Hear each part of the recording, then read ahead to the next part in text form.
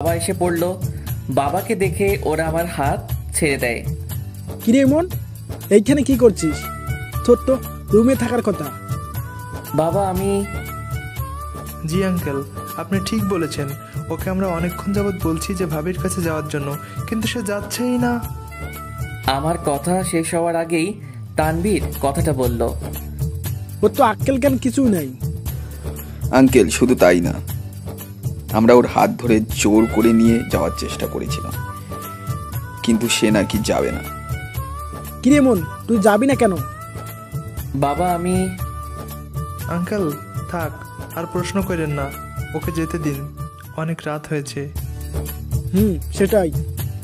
শালা, তোদের পাইলে কাঁচা চিবিয়ে খামো, এইভাবে আমাদের ধরা খাওয়ালি।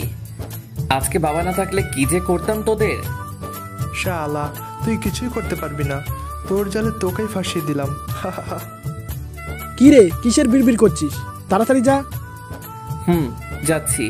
এই বলে আমি চলে আসলাম ছাদ থেকে। এখন বাসর ঘরের দিকে হাঁটা ধরলাম। যেতে যেতে আপনাদেরকে পরিচয়টা দিয়ে নেই। আমি ইমন, বাবা মায়ের একমাত্র আদরের সন্তান।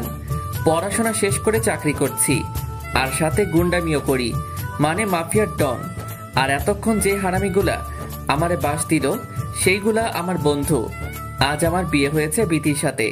বিতি হলো আমার বাবার বন্ধুর মেয়ে। আর কিছু জানার দরকার নেই আপনাদের, গল্প পড়তে পড়তে জানবেন সব। পরিচয় দিতে দিতে বাসর ঘরের সামনে চলে আসলাম। দুরু দুরু বুক আর সাহসের সাথে বাসর ঘরে ঢুকলাম। ভিতরে ঢুকার পর মনে হলো যেন সব সাহস হুশ করে বেরিয়ে গেল। ধীরে ধীরে বিতির সামনে গিয়ে দাঁড়ালাম। মেয়েটা আমার কাছে এসে সালাম করে আবার বিছানায় বসে পড়ল। যদি সম্মতি থাকে তাহলে নফল নামাজটা পড়তে এসো, এই বলে আমি অজু করে আসলাম। বিথিও আমার পিছন পিছন গিয়ে অজু করে আসলো। দুজনে নফল নামাজ আদায় করে নিলাম। দেখো আমি আপনার কথা শুনবো, আগে আমার একটা কথা শুনতে হবে। কথার মাঝখান দিয়ে কথাটা বলল বিথি। বলো, কি বলবে? আমি একজন ধর্ষিতা মেয়ে। বিথির কথা শুনে চারদিক যেন ভূমিকম্প শুরু হয়ে গেল। ওর থেকে 2 হাত দূরে সরে এসেছি। নিজের কানকে যেন বিশ্বাস করতে কষ্ট হচ্ছে আমার। সব শক্তি নিয়ে আমি তার সামনে দাঁড়িয়ে আছি। তুমি ধর্ষিতা মানে?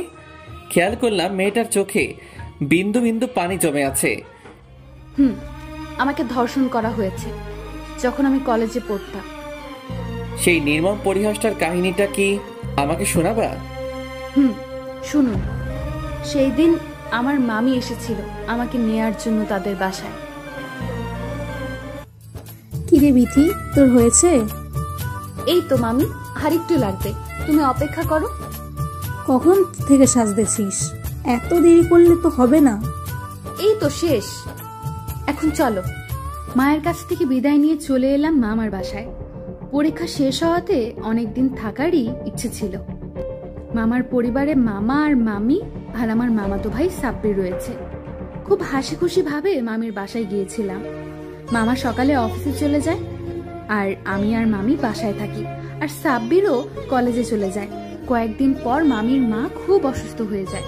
বিথি, আমার মা খুব অসুস্থ, তাই আমাকে বাড়ি যেতে হবে।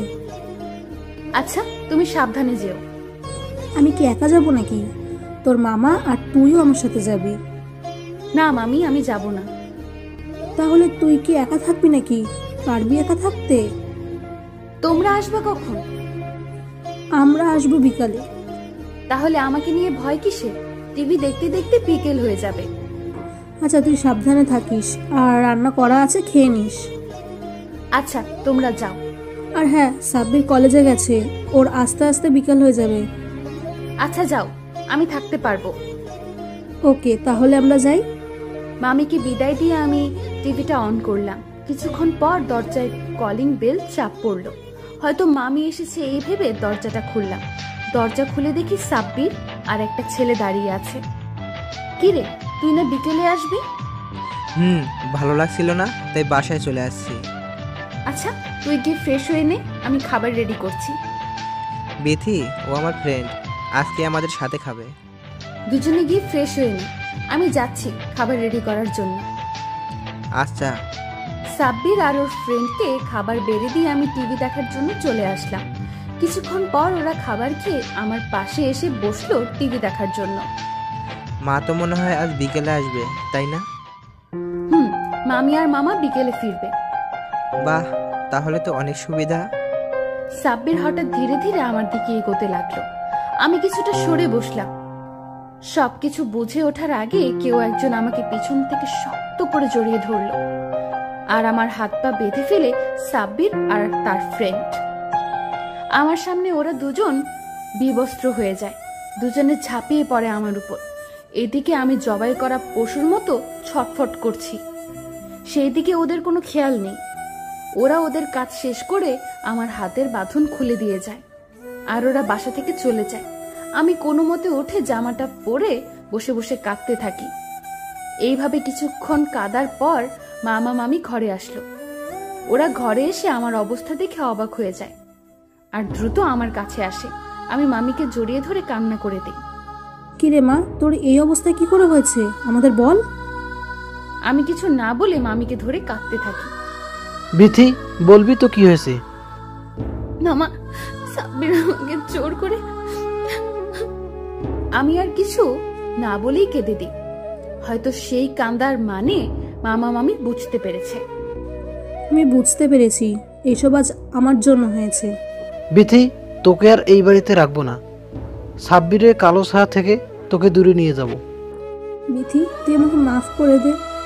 আমি তোর মাকে দেওয়া কথা রাখতে পারি নাই। এই বলে মামিও কেঁদে দেয়। চল মা, তোকে তোদের বাড়িতে দিয়ে আসি। এরপর মামির সাথে আমি আমার বাড়িতে চলে আসলাম, কিন্তু আমার মুখে আর কোনো হাসির ছাপ নেই। কিরে বিথি, কি হয়েছে তোর? আমার যেই মেয়ে সারাদিন হাসি মুখে থাকতো, আজ তার মুখের কালো মেঘ কেন? ভাবি, আমি পারি নাই তোমার আমানত রক্ষা করতে। মানে কি বলতেছিস তুই? মামি আর কিছু বলল না। মা যা বোঝার বুঝে নিয়েছে। বর্তমান এটাই হলো আমার জীবনের সেই নির্মম পরিহাস। বিতির কথা শুনে কিছুটা খারাপ লাগলো। তোমরা সাব্বিরের বিরুদ্ধে কিছু করো নাই? ওর বাবা ওকে পুলিশের হাতে দিয়ে দিয়েছিল, এখন কই আছে সেটা জানি না। তোমার মতো ধর্ষিতা মেয়েকে আমি বউ হিসেবে মানতে রাজি না। কথাটা বলার পর বিথি কেঁদে উঠল। আমাকে মাফ করে দিন, আমি আপনার জীবনটা নষ্ট করে দিয়েছি। এই কথাগুলো বিয়ের আগে বলা উচিত ছিল আমার।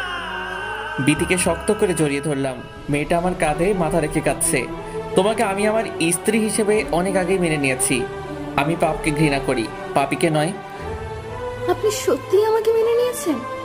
না, শুধু মেনেই নেই নাই, বরং ভালোবেসে ফেলেছি আমার পাগড়িটাকে। আপনি কিভাবে আমার মতো ধর্ষিতাকে মেনে নিলেন? একটা থাপ্পড় দিব যদি আরেকবার নিজেকে এইগুলো বলো। আচ্ছা, আর বলবো না। আর আমাকে আপনি করে না, তুমি করে বলতে হবে। আচ্ছা, বলবো। দেখো, তোমার কাহিনী শুনতে শুনতে রাত প্রায় শেষের দিকে। ঘুমাবে না? ওকে, তাহলে আজ আর না, এখন ঘুমিয়ে পড়ো। ওকে, গুড নাইট। আমাকে বুকে নিয়ে ঘুমাতে হবে, নইলে আমি ঘুমাবো না। ওকে। বিতিকে বুকের মাঝে রেখে ঘুমিয়ে পড়লাম। সকালে ঘুম থেকে উঠলাম, উঠে দেখি পাগলিটা আমার বুকে পিচ্চিদের মতো শুয়ে আছে। ওর মুখ দেখে বোঝা যায় নাই যে ও জীবনে কঠিন বাস্তবতার শিকার হয়েছে। সকাল হয়ে গেছে, তাই ওকে সরিয়ে দেওয়ার চেষ্টা করলাম, কিন্তু ফলাফল শূন্য। ও আমাকে আরো শক্ত করে জড়িয়ে ধরলো। এই বিতি, উঠো, দেখো সকাল হয়ে গেছে। তো আমার ঘুম পাচ্ছে অনেক। না, অনেক সকাল হয়েছে, এখন উঠে পড়ো। এই বলে বিতিকে টেনে তুলে ফেললাম। ধুর, তোমার টানাটানিতে আর ঘুমটাই হলো না। আরে বাবা, এত ঘুমালে উঠবে কখন? যাও, ফ্রেশ হয়ে আসো। যাচ্ছি। আমি আর বিথি চলে গেলাম ফ্রেশ হওয়ার জন্যে। ফ্রেশ হয়ে খাবার টেবিলে গিয়ে দেখি বিথি মায়ের কাজে সাহায্য করছে। সবাই মিলে খাবার টেবিলে বসলাম নাস্তা করার জন্য। মা, আপনি আসেন, আমি খাবারগুলো বেড়ে দিচ্ছি। না থাক, তুমি বসো, আমি দিচ্ছি।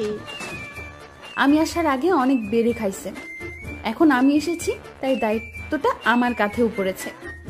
দেখো তোমরা, একেই বলে ঘরের লক্ষ্মী।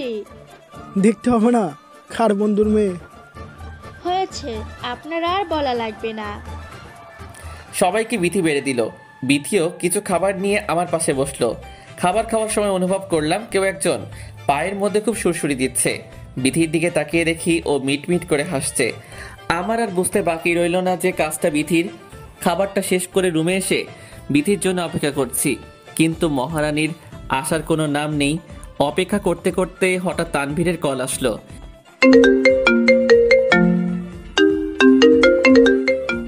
কিরে দোস্ত, কি হয়েছে? দোস্ত, একটা সমস্যা হয়েছে, একটু আসতে পারবি? আসতে পারবো না মানে? বল, কই আসতে হবে? 4 রাস্তার মোড়ে আয়, আমি ওইখানেই আছি। ওকে, আসছি। এই বলে আমি বের হতে লাগলাম। এই, কই যাচ্ছ তুমি? একটু আসছি, কিছুক্ষণের মধ্যে ফিরে আসবো। ওকে, সাবধানে যেও। বিধির কাছ থেকে বিদায় নিয়ে চলে আসলাম তানভীরের কাছে। কিরে, কিসের জন্য এত জরুরি তলব করেছিস? রায়হান ফারিয়াকে টিস করছে, তুই কিছু একটা কর। কি? ওই শালার এত বড় সাহস! দাঁড়া, আজকে ওরে শিক্ষা দিব। আমি পোলাপান ডাকছি। সাথে রাফিরও ডাক দিস।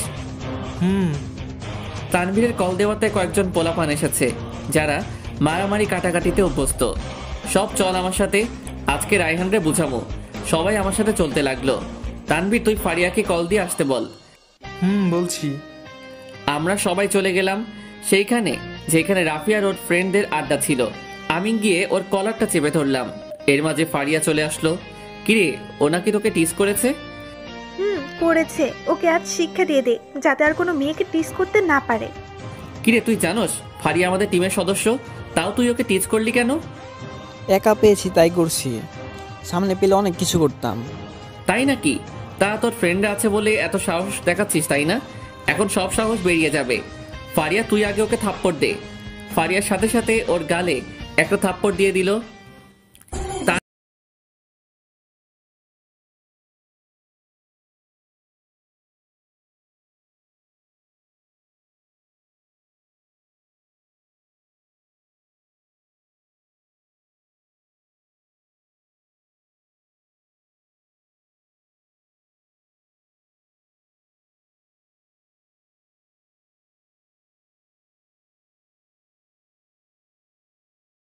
এমন মারমো যে সব ভুলে যাবি আজকে। এইবার তোরা সবাই ওকে মার, আর ওর ঠোঁটে মারার চিহ্ন দিয়ে দিস, যাতে পরবর্তী টিচ করার সময় মনে থাকে। এইটা বলার পর সবাই ইচ্ছে মতো মারলো রায়হানকে। ছেলেটার শরীর দিয়ে রক্ত পড়তে শুরু করলো। ভাই, আমাকে মাফ করে দিন, আমি আর কোনোদিন টিচ করব না। ওই, সবাই ওকে ছেড়ে দিয়ে মেডিসিন কিনে দিয়ে আয়। এই বলে আমি বাসার দিকে হাঁটা ধরলাম। এই ইমন, দাঁড়া। ফারিয়ার কথা শুনে দাঁড়িয়ে গেলাম। কি ডাকছিস কেন? আমাদের রেখে কই যাচ্ছিস? কোথায় আবার? বাসায় যাব। নতুন বিয়ে করে এত উন্নতি হয়েছে তোর? কিসের উন্নতি? আগে সময় পাইলে আমাদের সাথে আড্ডা দিতি, আর এখন বিয়ের পর কত উন্নতি তোর। ভাবি মনে হয় ইমনকে জাদু করে রেখেছে। তাই মনে হয়। চল আজকে বিথি ভাবির সাথে দেখা করে আসি। কিরে, নিবি তোর বইয়ের সামনে আমাদের? চল তাহলে আজকে নিয়ে যাই। হারামি 3টাকে নিয়ে গেলাম বাসায়। বিথি, ওরা 3টা আমার হারামি বন্ধু। ওদের 3 গ্লাস পানি খাইয়ে বিদায় করে দাও। পাগল নাকি তুমি? ওদের রুমে নিয়ে বসো। ভাবি কি তোর মতো কিপটে নাকি? থাক, অল্প কতক্ষণে ভাবিকে এত তাড়াতাড়ি চিনে গেছিস? চিনবে না, মুখ দেখলে বোঝা যায় যে কতটা ভালো, আর তোর মুখ দেখলে। হয়েছে ভাই, মাফ কর, আর মান সম্মান ডুবাইস না। ওকে চল, তোর রুমে যাই। তানভীর, রাফি আর ফারিয়ার সাথে আমি আর বিথি ইচ্ছে মতো আড্ডা দিয়ে ওদের বিদায় করে দিলাম। রুমে আসতেই বিথি দরজাটা আটকে দিল। কি হলো, দরজা আটকালে কেন? তোমার সাথে কথা আছে, তাই আটকিয়েছি। কি বলবে বলো? তুমি সকালে আমার কাছ থেকে বিদায় নিয়ে কই গিয়েছিলে? গিয়েছিলাম একটু বাহিরে আড্ডা দিতে। আড্ডা দিতে গিয়ে শার্টে রক্ত লাগে? বিধির কথা শুনে শার্টে তাকিয়ে দেখি রায়হানের রক্ত কিছুটা আমার গায়ে এসে লেগেছে। না মানে এইটা।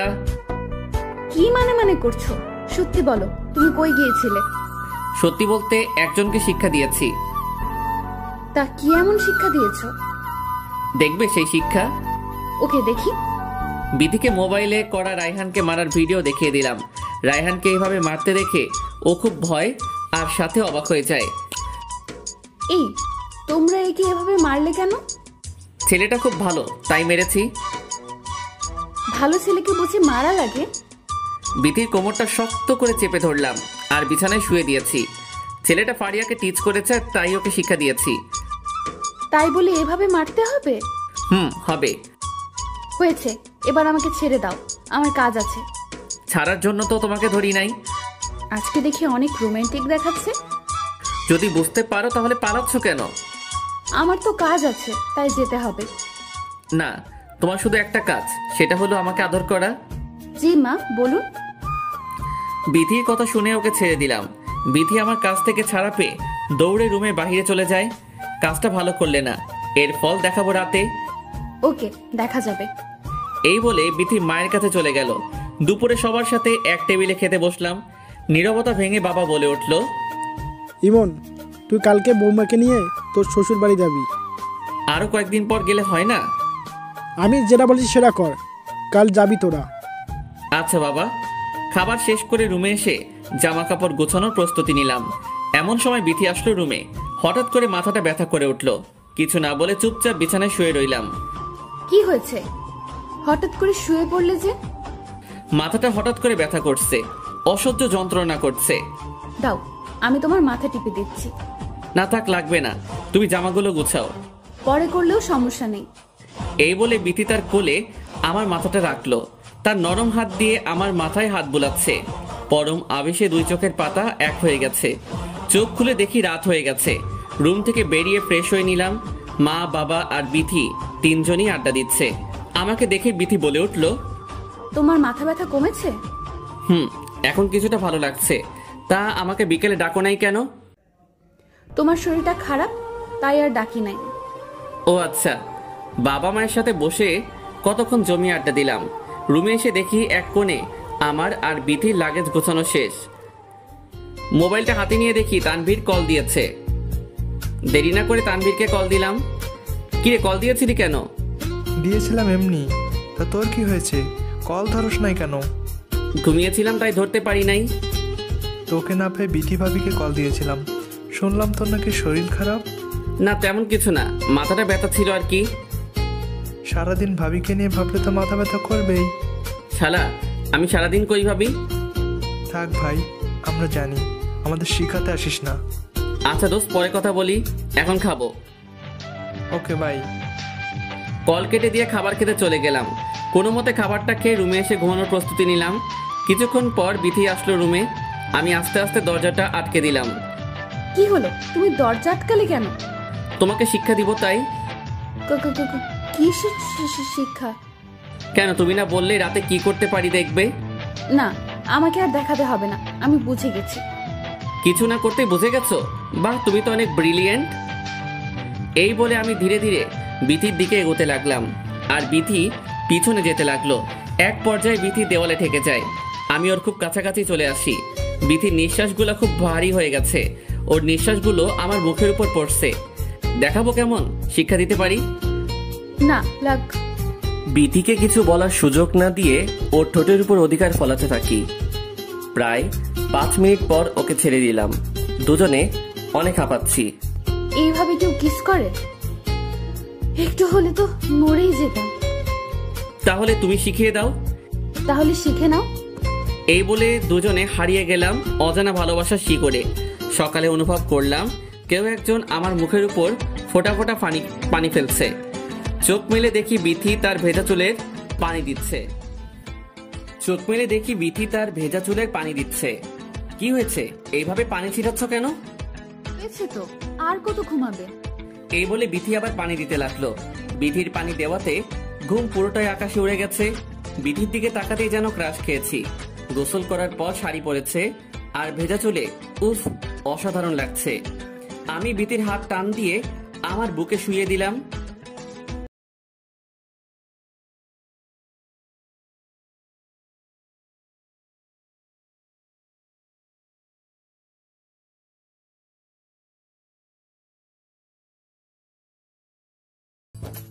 কি আমি বোকা? অনেক বোকা। কারণ আমরা আজকে তোমার বাড়িতে যাব, আর তোমার এখন কোনো কাজ নেই। কাজ না থাকলেও আমাকে ছাড়ো, রেডি হতে হবে। পরে হলেও চলবে, আগে আমার বুকে শুয়ে থাকো। নাস্তা করবে না? দেরি হয়ে যাচ্ছে। ধুর, তোমাকে একটু জড়িয়ে ধরেছি আর তুমি কিনা পালানোর চেষ্টা করছো। জড়িয়ে ধরার অনেক টাইম পাবে। এখন নাস্তা করতে যাও। যাচ্ছি। ফ্রেশ হয়ে সবার সাথে নাস্তা করে রুমে এলাম রেডি হওয়ার জন্য। এই, আমাকে একটু সাহায্য করতে পারবে? বলো কি করতে হবে? আমি শাড়ি পরতে পারি না, আমাকে একটু সাহায্য করবে? কি, তুই শাড়ি পরতে পারো না? এই বলে আমি হাসা শুরু করে দিলাম। আজ আমি শাড়ি পরতে পারি না বলে হাসতে হবে? ওকে, আর হাসবো না, দাও পরিয়ে দেই। এই, তুমি শাড়ি পরাতে পারো? পারবো না কেন, সব পারি আমি। সত্যি করে বলো, তুমি আগে কোন মেয়েকে পরিয়েছো? আরে বাবা, আমি আবার কাকে পড়াতে যাব? তাহলে তুমি কিভাবে শিখলে? নেটে শিখেছি। তা হঠাৎ শাড়ি পরানো শিখলে কেন? আরে বাবা, বিয়ের পর বউকে পরিয়ে দিব, তাই শিখেছি। হয়েছে, আর বলতে হবে না, এখন আমাকে সাহায্য করো। সাহায্য করতে গেলে তো আমার নিয়ন্ত্রণ হারিয়ে যাবে। ধুর, কি যে বলো না, তাড়াতাড়ি সাহায্য করো। বিধিকে শাড়ি পরাতে ব্যস্ত হয়ে পড়লাম। বিধির পেট স্পর্শ করতেই যেন ও কেঁপে উঠছে, যেন ওর সারা শরীর দিয়ে কারেন্ট বয়ে যাচ্ছে। ও আমার হাতটা শক্ত করে চেপে ধরে আছে। কি হলো, হাত ধরলে কেন? তুমি শুধু কুচিটা ঠিক করে দাও, বাকিটা আমি করতে পারবো। আচ্ছা, আমি বিধির কুচিটা ঠিক করে দিলাম। বাহ, আমার বউকে তো শাড়িতে দারুণ লাগছে। কেন, শাড়ি ছাড়া দারুণ লাগে না বুঝি? লাগে, তবে আজকে অন্যরকম লাগছে। এইবার তুমিও রেডি হয়ে নাও। আমি একটা পাঞ্জাবি পরে নিলাম। বাহিরে গাড়ি নিয়ে বিধির জন্য অপেক্ষা করছি। কিছুক্ষণ পর মহারানী সেজে গুজে আসলো। ওর দিকে তাকাতেই যেন আমি হারিয়ে যাই ওর রূপে। বাহ, শাড়িতে কাজলে হালকা লিপস্টিকে বিধিকে দারুণ লাগছে। এইভাবে কি দেখছো? তোমাকে দেখছি। কেন, আমাকে আগে দেখো নাই? দেখেছি, বাট এমন সাজে দেখি নাই। হয়েছে, এবার চলো। বাবা মায়ের কাছ থেকে বিদায় নিয়ে চলে রওনা দিলাম। বিধিদের বাসা অনেকটা দূর, যেতে যেতে প্রায় রাত হয়ে যাবে, তাই গাড়িটা জোরে চালাচ্ছি। সূর্য কিছুটা হেলে পড়েছে, মানে বিকেল হয়ে গেছে। আমি আমার মতো ড্রাইভ করছি, আর বিধি বক বক করে যাচ্ছে। এই, গাড়িটা থামাও। কেন, কি হয়েছে?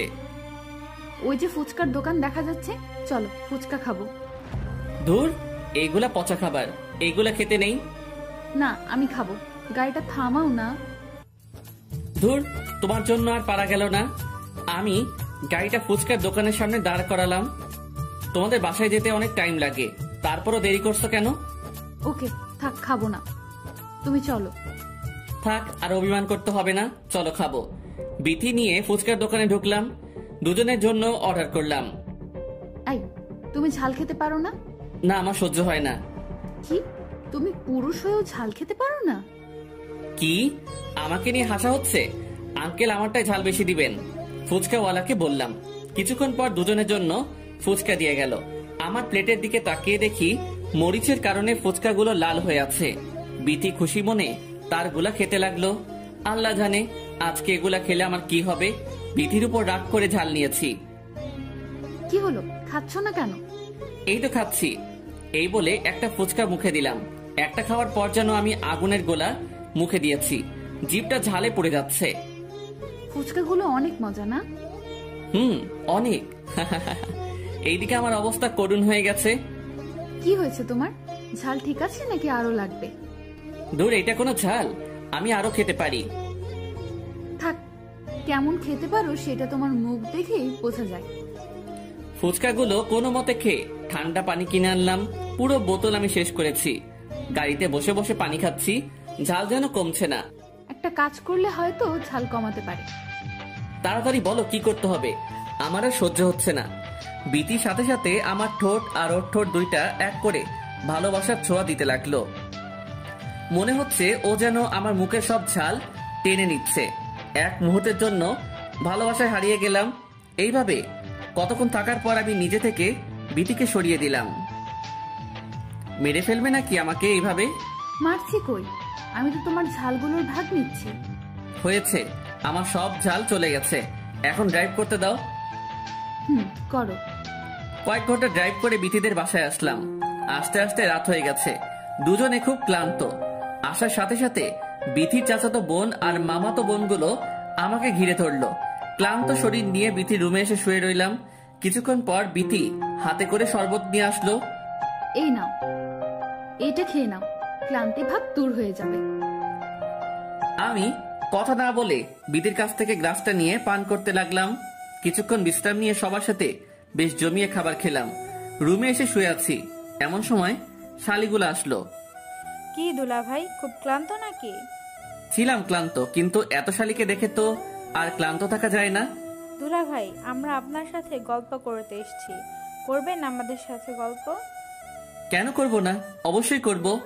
শালিগুলার সাথে মনের আনন্দে গল্প করছি আর হাসাহাসি করছি। এমন সময় বিথি আসলো। কি হচ্ছে এখানে শুনি? শালিগুলার সাথে গল্প করছি। এই, তুমি তো ক্লান্ত, এখন গল্প না করে শুয়ে পড়ো। দুলা ভাই, এখন আর ক্লান্তি অনুভব করছেন না?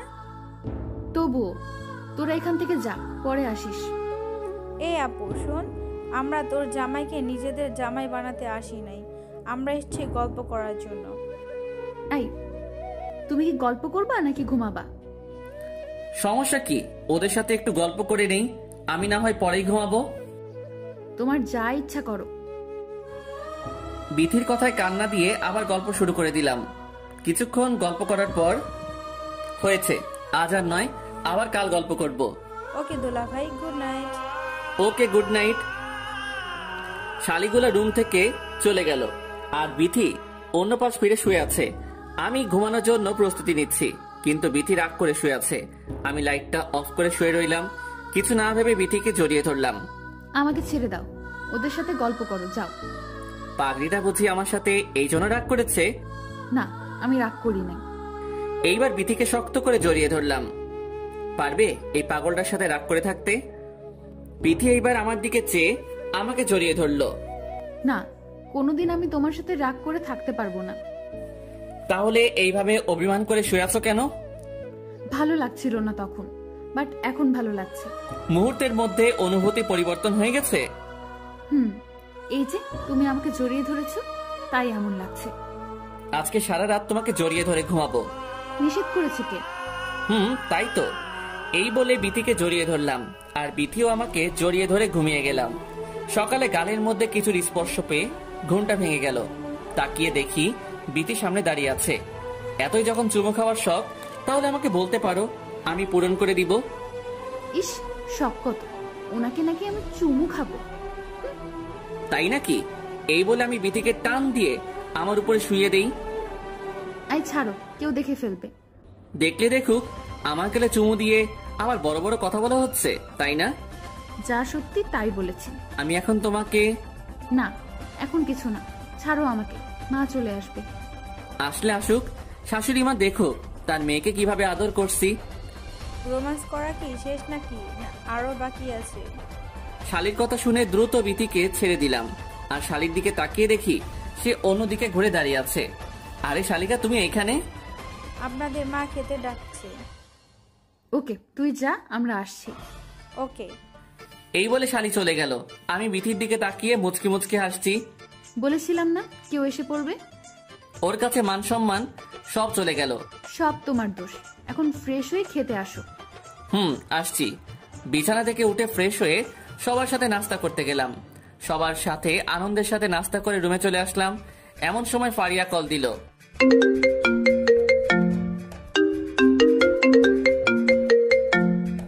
ফারিয়া, বল। কিরে, তুই নাকি শ্বশুর বাড়িতে গিয়েছিস? গতকাল আসলাম। যাবে, ভালো কথা, একবারও জানাতে পারলে না? সরি দোস্ত, জানাতে মনে ছিল না। বউকে পেয়ে আমাদের একদম ভুলে গেছিস হয়তো। ওই কি বললি? না কিছু না, বউকে ভুলতে পারি কিন্তু তোদের ভুলবো না। থাক, আর চাপা মারিস না। বাসায় আসবি কবে? এই তো 2-1 দিন পর। আচ্ছা, তোর অফিস কবে খোলা? বাসায় আসার পরের দিন অফিসে যাব। ওকে, তাহলে পরে কথা বলি। Okay bye. কল কেটে দিয়ে মোবাইল টিপা শুরু করলাম। কিছুক্ষণ পর দুইজন মহারানীর আগমন রুমের মধ্যে। কি হলো, দুজনে আমার সামনে এসে দাঁড়ালে যে? দুলা ভাই, আজকে আমাকে আর আব্বুকে নিয়ে ঘুরতে বের হবে? না, আজকে না, আজকে ঘোরার মন মানসিকতা নেই। না দুলা ভাই, আজকে আর এইসব বললে হবে না, আমাদের নিয়ে ঘুরতেই হবে। এইটাই ফাইনাল। তুমি রেডি হয়ে নাও, আমরাও হচ্ছি। হচ্ছি। এই বলে আমি একটা শার্ট গায়ে দিয়ে চুলগুলো ঠিক করে মহারানীদের জন্য বাহিরে অপেক্ষা করতে লাগলাম। প্রায় ঘন্টা পেরিয়ে যাবে, তাও দুজনের আসার কোনো নাম নেই। হঠাৎ দুজন ময়দা সুন্দরী আমার সামনে আসলো। এই, কে আপনারা? এই, আমি বিথি। আমাদের চিনতে পারছো না? কি, তুমি বিথি? আমি বিথি। এত আটা ময়দা দেওয়ার কি দরকার ছিল? দেখতে বাজে লাগছে। আরে পাগল না, মজা করেছি তোমার সাথে।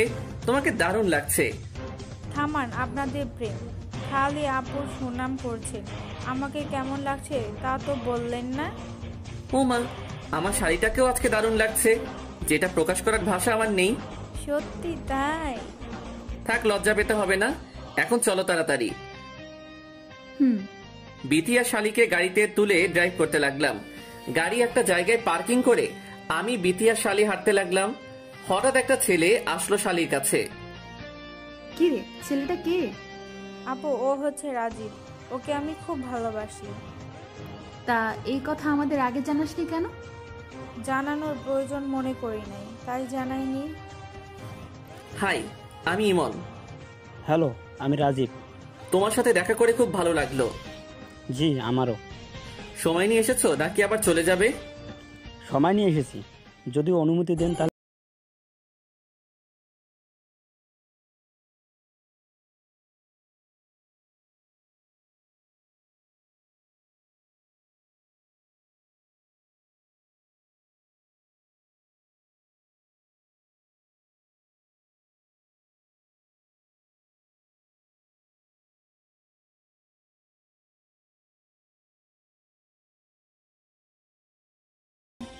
তোমার মতো আমারও এমন অবস্থা।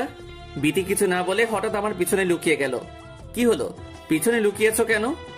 বিথির দিকে তাকিয়ে দেখি ওর মুখে ভয় জমে আছে, হাতগুলো কাঁপছে তার।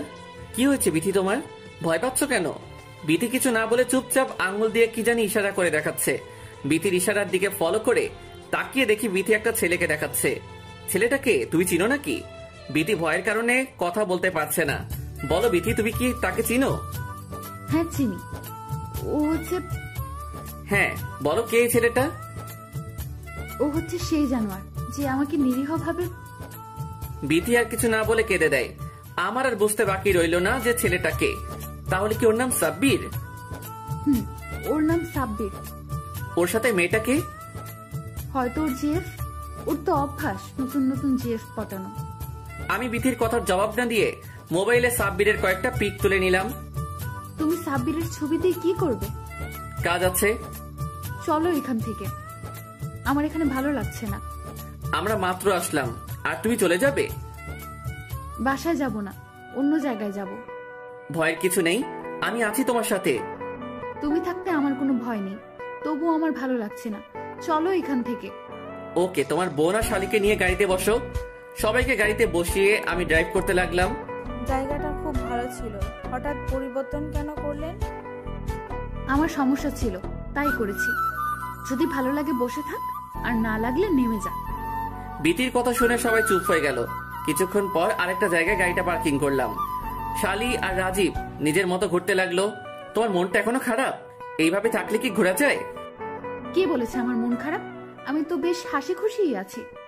তোমার চোখের কথাগুলো কি তাহলে মিথ্যে নাকি? গবেষণা না করে এখন চলো আমরা আমাদের মতো করে সময় কাটাই।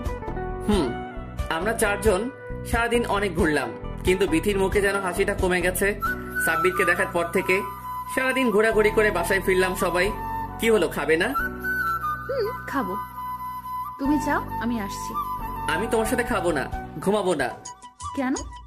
তোমার এমন চেহারা আমার কাছে ভালো লাগে না।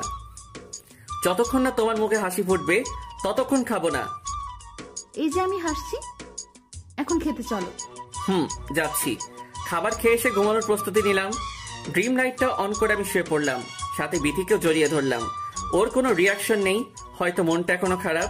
যাই হোক, অতীতের বড় একটা ধাক্কা পাগড়িটা একা একা সহ্য করেছে। হয়তো আমার মুখের কথাই সে এইগুলো ভুলতে পারবে না। বিথির কথাগুলো ভাবতে ভাবতে আর সাথে বিথিকে জড়িয়ে ধরে ঘুমিয়ে পড়লাম। মাঝরাতে অনুভব করছি কেউ আমাকে ডাকছে আর ধাক্কাচ্ছে।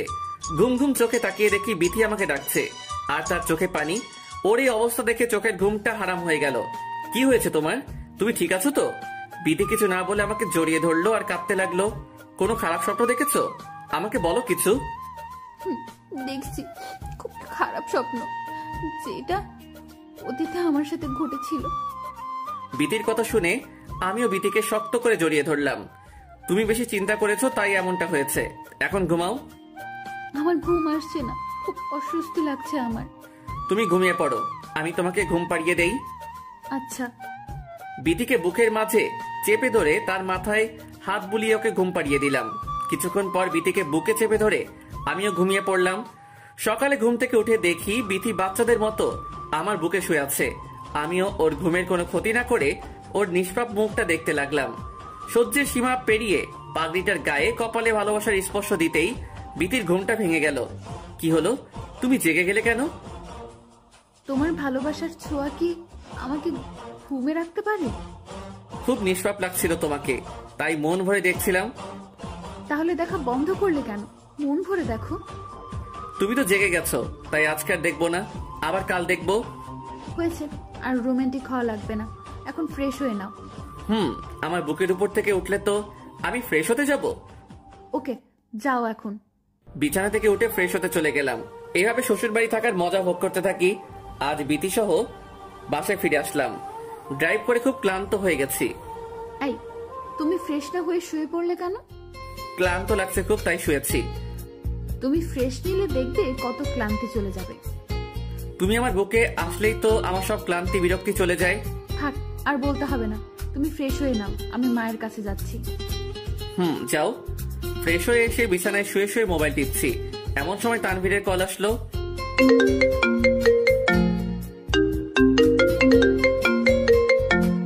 হ্যাঁ তানভীর, বল।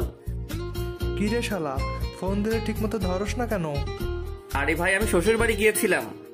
আমাদের একবারও জানাতে পারলি না? ফারিয়াকে তো বললাম, ও তোদের বলেনি? বলছে, বাট উচিত ছিল তোর বলা। ওকে দোস্ত, সরি। এখন বল তোদের কি খবর? এই তো চলছে মোটামুটি। দোস্ত, কাল আমার অফিস আছে, তুই কাল আমার অফিসে আসতে পারবি? পারবো না কেন, এখন বল আসবো কি কারণে। সব কাল বলবো, তুই কাল দেখা করিস। ওকে, করবো। ওকে দোস্ত, এখন রাখি, বাই। বাই। কল কেটে বিধির জন্য অপেক্ষা করতে লাগলাম। ও রুমে আসছে না কেন? ওর জন্য অপেক্ষা করতে করতে রাতের খাবারের সময় হয়ে গেছে। বাবা মায়ের সাথে বসে খাবারটা খেয়ে নিলাম। রুমে এসে আবার বিধির জন্য অপেক্ষা করতে লাগলাম। কিছুক্ষণ পর মহারানী কাজ শেষ করে আসলো। দুজনে ঘুমানোর প্রস্তুতি নিলাম। তোমার জন্য কতক্ষণ ধরে অপেক্ষা করছি তুমি জানো? কি করব, মায়ের সাথে গল্প করতে করতে সময় চলে গেছে, তার টের পাইনি। এইদিকে আমি যে অপেক্ষা করছি তার কোনো খেয়াল নেই তোমার কাছে? অবুঝের মতো কথা বলো না তো। মাকে অনেক দিন পর দেখলাম, তাই অনেক গল্প করেছি। হয়েছে, এবার আমাকে টাইম দাও। এখন কোনো উল্টাপাল্টা চিন্তা নয়, আজকে এমনিতেই ক্লান্ত দুজনে। তোমাকে কি আমি সেটা বোঝাতে যাচ্ছি? আমি বলেছি আজকে আমার সাথে গল্প করতে হবে। প্লিজ, আজকে না, অনেক ঘুম পাচ্ছে আমার। ওকে, তাহলে আমার বুকে মাথা রেখে ঘুমাও। তা তো অবশ্যই। বিধিকে বুকের মাঝে রেখে ঘুমিয়ে গেলাম। সকালে কারো ধাক্কাকে ঘুমটা ভেঙে গেল। ঘুম চোখে তাকিয়ে দেখি বিধি ধাক্কা দিচ্ছে আমাকে। কি হলো, ধাক্কাচ্ছ কেন? এই, আজকে না তোমার অফিস আছে, তাড়াতাড়ি রেডি হয়ে অফিসে যাও। যাচ্ছি। ঘুম থেকে উঠে ফ্রেশ হয়ে নাস্তা করে অফিসের জন্য রেডি হতে লাগলাম। টাই বাঁধতে যাব, ঠিক এমন সময় বিধি হাত থেকে টাইটা নিয়ে নিল। কি হলো, টাইটা নিলে কেন? আজ থেকে একটা নিয়ম চালু কর। আমি বিধির কপালে ভালোবাসার পরশ এঁকে দিয়ে অফিসের উদ্দেশ্যে রওনা দিলাম। অফিসে বসে কাজ করছি, এমন সময় তানভীর আসলো কেবিনে। কি রে, এত জরুরি তলব করলি কেন? তোর সাথে কিছু কথা বলার ছিল, তাই ডেকে এনেছি। তা কি বলবি বল। আমি পকেট থেকে মোবাইলটা বের করে সাব্বিরের ছবিটা তানভীরকে দেখালাম। ছবিটা দেখতো। কে ছেলেটা? আমাদের পরবর্তী টার্গেট এই ছেলে, বুঝেছিস? ও, আবার কি হয়েছে যে ওকে শিক্ষা দিব? ও আমার সবচেয়ে বড় ক্ষতি করেছে। কি ক্ষতি করেছে আমাকে বল। ও বিধিকে ছোটবেলায় রেপ করেছে, সাথে ওর বন্ধু ছিল। আমার কথা শুনে তানভীরের চোখগুলা বড় বড় হয়ে গেছে। কি বলছিস তুই এসব? এইটাই সত্যি, তাই ওকে শিক্ষা দিতে হবে। কি থেকে কি হয়েছে তা আমাদের খুলে বল। তাহলে শোন, তানভীরকে সব বলে দিলাম, যা যা ঘটেছিল সেই দিন বিথির সাথে। দোস্ত, এত বড় একটা কাহিনী ঘটে গেল আর তুই আমাদের আজ বললি? আচ্ছা, এখন যেহেতু বলেছি তাই আমাকে এই সাহায্যটা করতে পারবি? এইভাবে বলছিস কেন? আমরা সব সময় তোর পাশে আছি। তা ফারিয়া আর রাফির কি খবর? এই তো ভালোই, তুই নাই তাই এখন আর আড্ডা দেওয়া হয় না। কিভাবে দিব? অফিসের কাজ, আবার বাসায় একটা পাগল আছে, ওকে সামলাতে হয়, সব মিলিয়ে বিজি থাকি। আর আমাদের সময় কে দিবে? ওকে, একদিন জমি আড্ডা দিব।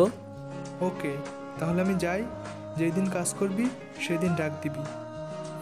তুই যা, ডাকবো এক সময়।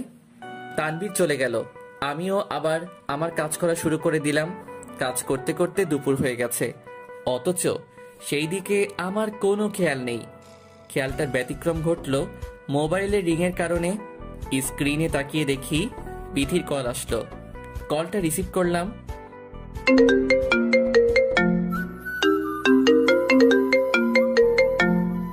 হ্যাঁ বিথি, বলো। আই, কি করছো এখন? অফিসে মানুষ কি করে? দুপুরের খাবার খেয়েছো? না, আমি এখনো খাইনি, কাজ শেষ হলে খাবো। কি, এখনো খাওনি কেন? কাজ আছে এখন, তাই খেতে পারি নাই। কাজ শেষ হলে খাবে, নইলে আমিও খাবো না। তুমিও খাওনি? না, এখনো খাইনি। খাওনি কেন? তুমি খাওয়ার পর খাবো। ওকে, আমি খেয়ে এসে তোমাকে কল দিচ্ছি। ওকে। কল কেটে দিয়ে সব কাজ আপাতত রেখে খাবারটা খেয়ে নিলাম। খাওয়ার পর বিথিকে কল দিলাম। খেয়েছো তুমি নাকি এখনো খাওনি? মাত্র খেয়েছি, তুমিও খেয়ে নাও। ওকে, খাচ্ছি।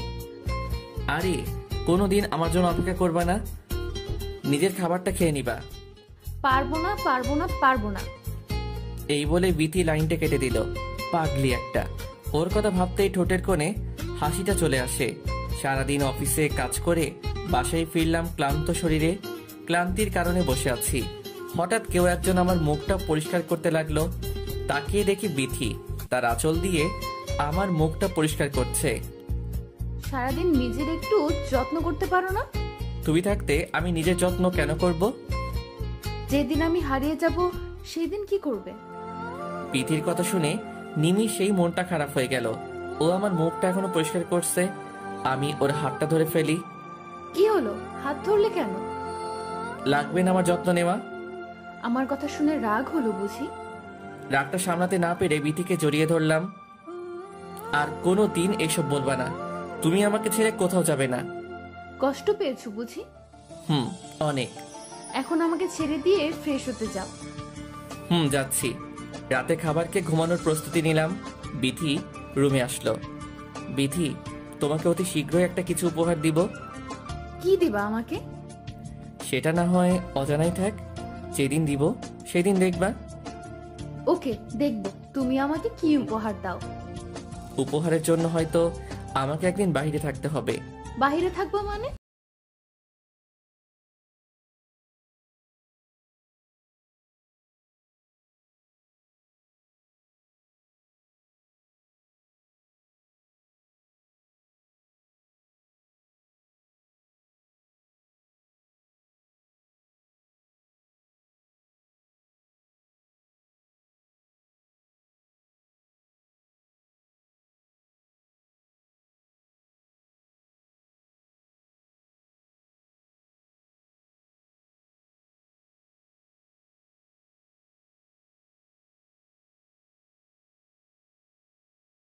এখন ঘুমাও। পরের দিন সকালে উঠে ফ্রেশ হয়ে নাস্তা করে নিলাম। বিধির নিয়মগুলো পালন করে চলে আসলাম অফিসে।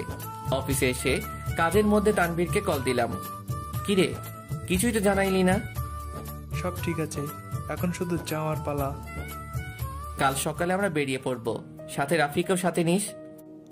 নিব। এইভাবে কথা আর কাজের মধ্য দিয়ে দিনটা চলে গেল। বাসায় ফিরে রাতের খাবারটা খেয়ে নিলাম।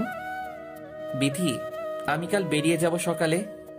কালই বেরিয়ে যেতে হবে তোমাকে? কালই চলে যাব। কি এমন কাজ যে আমাকে বলা যাবে না?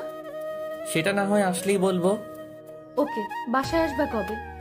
কাজ শেষ হতে হতে একদিন লাগবে। একদিন আমার কাছে 1 বছরের মতো লাগবে। একটু সহ্য করতে পারবি না আমার জন্য? পারবো। আজকে আমাকে বুকের মধ্যে রেখে বেশি ভালোবাসা দিয়ে ঘুম পাড়াতে হবে। প্রতিদিন তো এই কাজ করি। আজকে একটু বেশি করতে হবে। ওকে ম্যাডাম, করব। পিঠিকে বুকের সাথে চেপে ধরে পরম ভালোবাসায় ঘুমিয়ে গেলাম। পরের দিন সকালে উঠে বিথির কাছ থেকে বিদায় নিয়ে চলে আসলাম তানভীরদের বাসার নিচে। কিরে, কই তুই? এখন আমি আর রাফি একসাথে আসছি। রাফি কি তোর বাসায়? ও আমার বাসায়। তাড়াতাড়ি নিচে আয়, দেরি হয়ে যাচ্ছে। আসছি। কল কেটে দেওয়ার কিছুক্ষণ পর তানভীর আর রাফি আসলো। কিরে, তোদের আসতে এত দেরি কেন? শিক্ষা দেওয়ার জন্য নতুন অস্ত্র ধার করছিলাম। অস্ত্র মানে? একটা ধারালো ব্লেড রেডি করে রেখেছি। ওই দিকটাতে সব ক্লিয়ার আছে তো? সব ঠিকই আছে। ওকে, তাহলে চল। গাড়ি ড্রাইভ করতে শুরু করে দিলাম। গন্তব্যে আসতে আসতে দেরি হয়ে গেছে। একটা হোটেলে একদিনের জন্য ভাড়া দিলাম। রাতে খাবার খেয়ে শুয়ে রইলাম। এমন সময় বিথি কল দিল। হ্যাঁ বিথি, বলো। ধুর, কিছু ভালো লাগছে না আমার। কই তুমি? আমারও ভালো লাগছে না, কিন্তু যেই কাজের জন্য এসেছি তা এসে তোমাকে বলবো। আজ রাতটা যে কিভাবে কাটাবো জানি না। ঘুমিয়ে পড়ো চুপটি করে। তোমার বুকে মাথা না রাখলে আমার ঘুম হবে না। শুধু আজকে রাতটা কষ্ট করো, তারপর থেকে দেখবে সব ঠিক হয়ে গেছে। রাতে খেয়েছো নাকি এখনো না খেয়ে আছো? এই তো মাত্র খেয়েছি, তুমি খেয়েছো? আমিও মাত্র খেলাম। আচ্ছা, তুমি ঘুমাও। Good night. Good night. Call কেটে দিয়ে কিছুক্ষণ মোবাইল টিপাটিপি করে ঘুমিয়ে গেলাম। সকালে উঠে আমাদের ভাড়া করা এলাকার বড় ভাইদের নিয়ে চলে গেলাম সাব্বিরের বাসায়। আমাকে চিনে যেতে পারে তাই তানভীরকে পাঠালাম ভিতরে। কে তুমি বাবা? আন্টি, আপনি আমাকে চিনবেন না, আমি সাব্বিরের নতুন ফ্রেন্ড। ও আচ্ছা, বসো বাবা। না, আজকে হাতে একদম সময় নেই। সাব্বিরকে একটু ডেকে দিবেন, ওর সাথে কথা ছিল। ও তোর কলেজে আছে, বাসায় আসবে বিকালে। আচ্ছা, তা ও কোন কলেজে পড়ে? বন্ধু হয়ে জানো না কোন কলেজে পড়ে? আসলে আমার সাথে ওর পরিচয় কত 2 দিনের, তাই এত কিছু জানা হয়নি। তারপর আন্টি আমাকে তার বিশ্ববিদ্যালয়ের নাম বলল। আচ্ছা, তাহলে আমি আজকে আসি। বসে কিছু মুখে দেও। না আন্টি, আজকে না, আরেকদিন আসবো। আচ্ছা। এই বলে তানভীর আমাদের কাছে আসলো। কিরে, সাব্বিরকে পাস নাই? সাব্বির এখন কলেজে আছে। তাহলে চল, ওইখানে ওকে বোঝাবো। চল। বড় ভাই আর বন্ধুদের সাথে নিয়ে চলে আসলাম সাব্বিরের কলেজে। এসে সাব্বিরকে খুঁজতে লাগলাম। হঠাৎ একজনকে খুব চেনা চেনা লাগছে। রাফি, দেখতো ও সাব্বির না? তুই গিয়ে ওকে বুঝিয়ে শুনিয়ে একটু নির্জন জায়গায় নিয়ে চল, বাকিটা আমরা দেখতেছি। যাচ্ছি। এই বলে রাফি সাব্বিরের কাছে গেল। সাবির ভাই, আপনাকে মিথিলা আপু ডাকছে। কোন মিথিলা আবার আমাকে ডাকছে? আপনাদের ডিপার্টমেন্টের সেরা সুন্দরী মেয়েটা। কোথায় মেয়েটা? সে কলেজের বাইরে আছে, বলছে আপনাকে ডাক দিতে। চলো তো দেখি। এই বলে সাব্বির রাফির সাথে হাঁটা দিয়েছে। রাফি সাব্বিরকে মিথ্যে বলে একটা নির্জন জায়গায় নিয়ে এসেছে। কই ভাই মিথিলা? রাফি এইবার রহস্যময় হাসি দিয়ে সাব্বিরের দিকে তাকালো। খুব শখ তাই না মেয়েদের নিয়ে মজা করতে? যেটার জন্য এনেছেন সেটা কি মিথ্যে ছিল? দূর থেকে এইবার আমরা বেরিয়ে এলাম। সবাই গিয়ে রাফির পাশে এসে দাঁড়ালো। সাব্বিরের বুঝতে বাকি রইল না যে আজ তার সাথে কি ঘটবে। কিরে, মেয়েদের জীবন নিয়ে খেলা করতে খুব মজা, তাই না? আপনারা কে আর আমাকে এখানে কেন নিয়ে এসেছেন? সব পরে বুঝবি। তানভীর, এদিকে আয় তো। বল। ওকে যখন আদর করব তখন তুই ভিডিও করবি। ওকে, মোবাইল দে। তানভীরের হাতে মোবাইলটা দিয়ে আমি আর রাফি সহ কিছু পোলাপান সাব্বিরের কাছে গেলাম। সাব্বিরকে কিছু বলার সুযোগ না দিয়ে সবাই ইচ্ছে মতো মারতে লাগলো। বেচারা মার সহ্য করতে না পেরে মাটিতে লুটিয়ে পড়ে। শরীর দিয়ে রক্ত বের হচ্ছে, তবুও যেন আমার রাগ কমছে না। সবাই থেমে গেলেও আমিও ইচ্ছে মতো মারতে লাগলাম। ইমন, বিথি ভাবি কল দিয়েছে। মাইরের মাঝখান দিয়ে তানভীর কথাটা বলে উঠল, ওকে তোরা ওকে সাইজ কর, আমি আসছি। এই বলে তানভীরের হাত থেকে মোবাইলটা নিয়ে দূরে চলে আসলাম। হ্যাঁ বাবু বলো। এই তুমি কি আমাকে ভুলে গেছো নাকি? বাবু কাজ করছি, কাজ শেষ হলে কল দিব। দিবা কিন্তু। দিব। কল কেটে দিলাম। সাব্বিরের কাছে যেতে খুব অবাক হয়ে গেলাম। সাব্বিরের শরীর দিয়ে আগের চেয়ে বেশি রক্ত বের হচ্ছে। তানভীরের দিকে তাকিয়ে দেখি ওর হাতে সেই ধারালো ব্লেডটা। কিরে তুই কি পাগল হয়ে গেছিস নাকি? ওকে এটা দিয়ে আঘাত করলি কেন? হালকাভাবে আঘাত করেছে, এত বেশি ক্ষতি হয়নি। ওকে হাসপাতালে নিয়ে যাস। এলাকার পোলাপানদের বললাম, আমাদের কাজ শেষ, এইবার আমরা ফিরে যাই। তাই ভালো। রাফি আর তানভীরকে নিয়ে রওনা দিয়ে দিলাম। এইদিকে সাব্বিরের ফ্রেন্ডরা ওকে খুঁজে পেয়ে হাসপাতালে নিয়ে গেল। এইদিকে আমার বাসায় আসতে আসতে প্রায় রাত হয়ে গেছে। রুমে আসতেই বিথি আমাকে জড়িয়ে ধরলো। এই কি করছো? আমার পুরো শরীরে ঘাম লেগে আছে। তো কি হয়েছে? তোমার ঘাম আমার শরীরে লাগলেও খুব ভালো লাগে। আচ্ছা আমাকে ফ্রেশ হয়ে আসতে দাও। না, আগে আমাকে জড়িয়ে ধরো, তারপর ফ্রেশ হতে যাবে। তোমার পাগলামি আর যাবে না। চুপচাপ যা করতে বলেছি তা করো। আমি আর কথা না বাড়িয়ে বিথিকে জড়িয়ে ধরলাম। কিছুক্ষণ পর আবার ছেড়ে দিলাম। এখন তো ফ্রেশ হতে যাওয়া লাগবে। ওকে যাও। ফ্রেশ হয়ে এসে রাতের খাবারটা খেয়ে নিলাম। আমি আর বিথি রুমে ঘুমানোর প্রস্তুতি নিচ্ছি। আচ্ছা তুমি না আমাকে কি উপহার দিবে? ব্যাপারটা ঠিক উপহার না, সারপ্রাইজ হবে। যাই হোক, তা কি সেটা? তোমার সকল ভয় আমি দূর করে দিয়েছি। কিসের ভয়? আমি মোবাইলটা বের করে ওর হাতে দিলাম। ভিডিওটা দেখো তো কেমন হয়েছে। বিথি মোবাইলটা হাতে নিয়ে সাব্বিরকে মারার ভিডিওটা দেখতে লাগলো। বিথি ভিডিওটা দেখে খুব অবাক হয়ে গেল। তুমি এই কাজের জন্য বেরিয়েছিলে? এই শিক্ষাটা দেওয়ার জন্য গিয়েছিলাম। তুমি আবার কেন ওইগুলো করতে গেলে? যে আমার পাগড়িটাকে কষ্ট দিয়েছে তাকে আমি এত সহজে ছেড়ে দিব? কখনোই না। তাই বলে কি এত মারতে হবে নাকি? তোমার বুঝি মায়া হচ্ছে ওর জন্য? না, আমার কাছে অনেক খুশি লেগেছে। এতদিনে আমার ভয় আর রাগটা কমেছে। ওকে এখন ঘুমিয়ে পড়ো। এইভাবে কেটে গেল কয়েকটি মাস। অফিসে বসে কাজ করছি, এমন সময় বিথির কল আসলো। হ্যাঁ বিথি বলো। এই তাড়াতাড়ি বাসায় আসতে পারবে? এখন তো আমি অফিসে আছি, কিভাবে আসবো? না, তোমাকে আসতেই হবে, আমি কিছুই জানি না। এই বলে বিথি কল কেটে দিল। এত তাড়াতাড়ি আসতে বললো কেন? কোনো সমস্যা হয়নি তো? কাজ ফেলে রেখে দ্রুত গাড়ি নিয়ে চলে আসলাম বাসায়। রুমে এসে দেখি বিথি শুয়ে আছে। কি হয়েছে? এইভাবে তাড়াতাড়ি আসতে বললে কেন? খুব তাড়াতাড়ি চলে এসেছি দেখি। কি হয়েছে?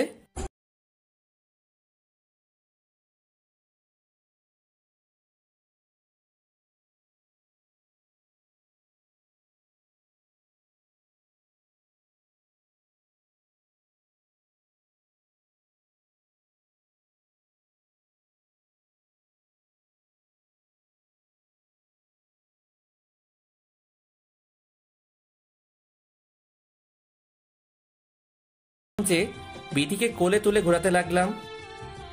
এই কি করছো? আমাকে নামাও, ভয় লাগছে খুব।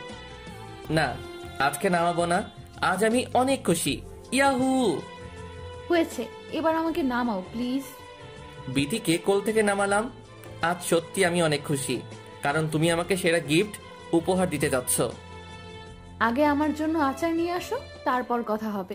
ওকে এক্ষুনি যাচ্ছি। এই বলে ঘর থেকে বেরিয়ে যেতে মায়ের সাথে দেখা। কিরে, বইয়ের জন্য আচার কিনতে যাচ্ছিস বুঝি? মানে মা। থাক, আর লজ্জা পেতে হবে না। এখন যে কাজের জন্য যাচ্ছিস সেটা কর। দোকানে এসে বিথির জন্য নানান ধরনের চাটনি কিনলাম। বাসায় এসে বিথিকে দিলাম।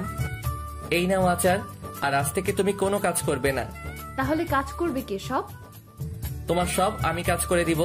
তোমার কাজ হচ্ছে আমার পিচ্চিটার খেয়াল রাখা। তাহলে আমার খেয়াল কে রাখবে? তোমার খেয়াল আমি রাখবো। ওকে, দেখবো কেমন খেয়াল রাখতে পারো। তুমি এখন রেস্ট নাও, আমি আসছি। কই যাও তুমি? আসছি, তুমি শুয়ে থাকো। এই বলে বাসা থেকে বেরিয়ে তানভীরকে কল দিলাম। দোস্ত, একটু আড্ডা দেওয়ার জায়গায় আসতে পারবি? কেন? এখন আবার কি কাজ? তাড়াতাড়ি আয়, সব বলছি। ওকে। কল কেটে দিয়ে রাফিকে কল দিলাম। হ্যাঁ দোস্ত বল। দোস্ত, একটু আমাদের আড্ডা দেওয়ার জায়গায় আসতে পারবি? ওকে, আমি আসছি। কল কেটে দিয়ে ফারিয়াকে কল করলাম। কিরে, এতদিন পর আমার কথা মনে পড়লো? এত কথা বলার টাইম নেই, আমাদের আড্ডাখানায় তাড়াতাড়ি আয়।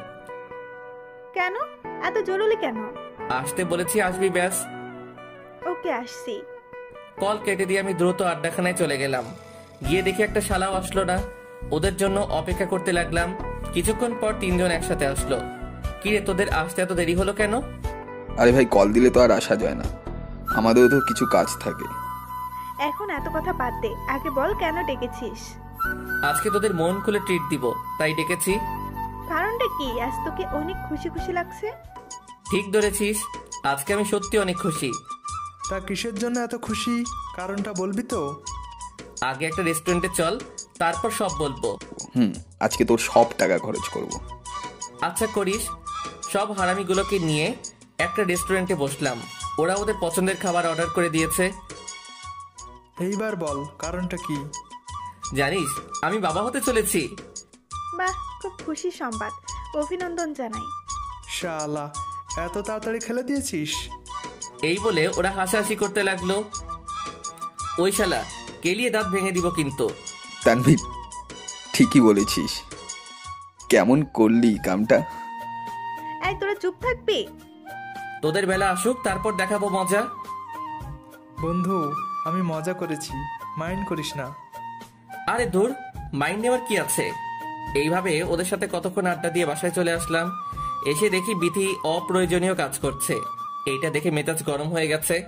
এই তোমাকে না বললাম কাজ না করতে, তাহলে এইগুলো কেন করছো? আমি এখনো পুরো অসুস্থ হয়ে যাইনি, কাজ করতে পারবো আমি। তবুও তুমি কোনো কাজ করবে না? একটু করলে সমস্যা নেই তো। একবার বলেছি না এইসব না করতে। আমার কোনো কথাই তো তুমি শুনছো না। আমার ধমক খেয়ে বিথি একবারে চুপ হয়ে গেছে, আর ভয় পেয়েছে অনেক। আমার কোনো কথার জবাব না দিয়ে চলে গেল রুমে। কিছুক্ষণ টিভি দেখে রুমে এসে দেখি লাইট অফ করা। লাইটটা অন করে দেখি বিথি বিছানার এক কোণে গাল ফুলিয়ে বসে আছে। হয়তো আমার কথায় কষ্ট পেয়েছে। আমি গিয়ে ওকে ধরলাম। এই, তুমি আমাকে ধরবে না। ও মা, আমার পাগড়িটা বুঝি আমার সাথে খুব রাগ করেছে? এই বলে বিথিকে শক্ত করে জড়িয়ে ধরলাম।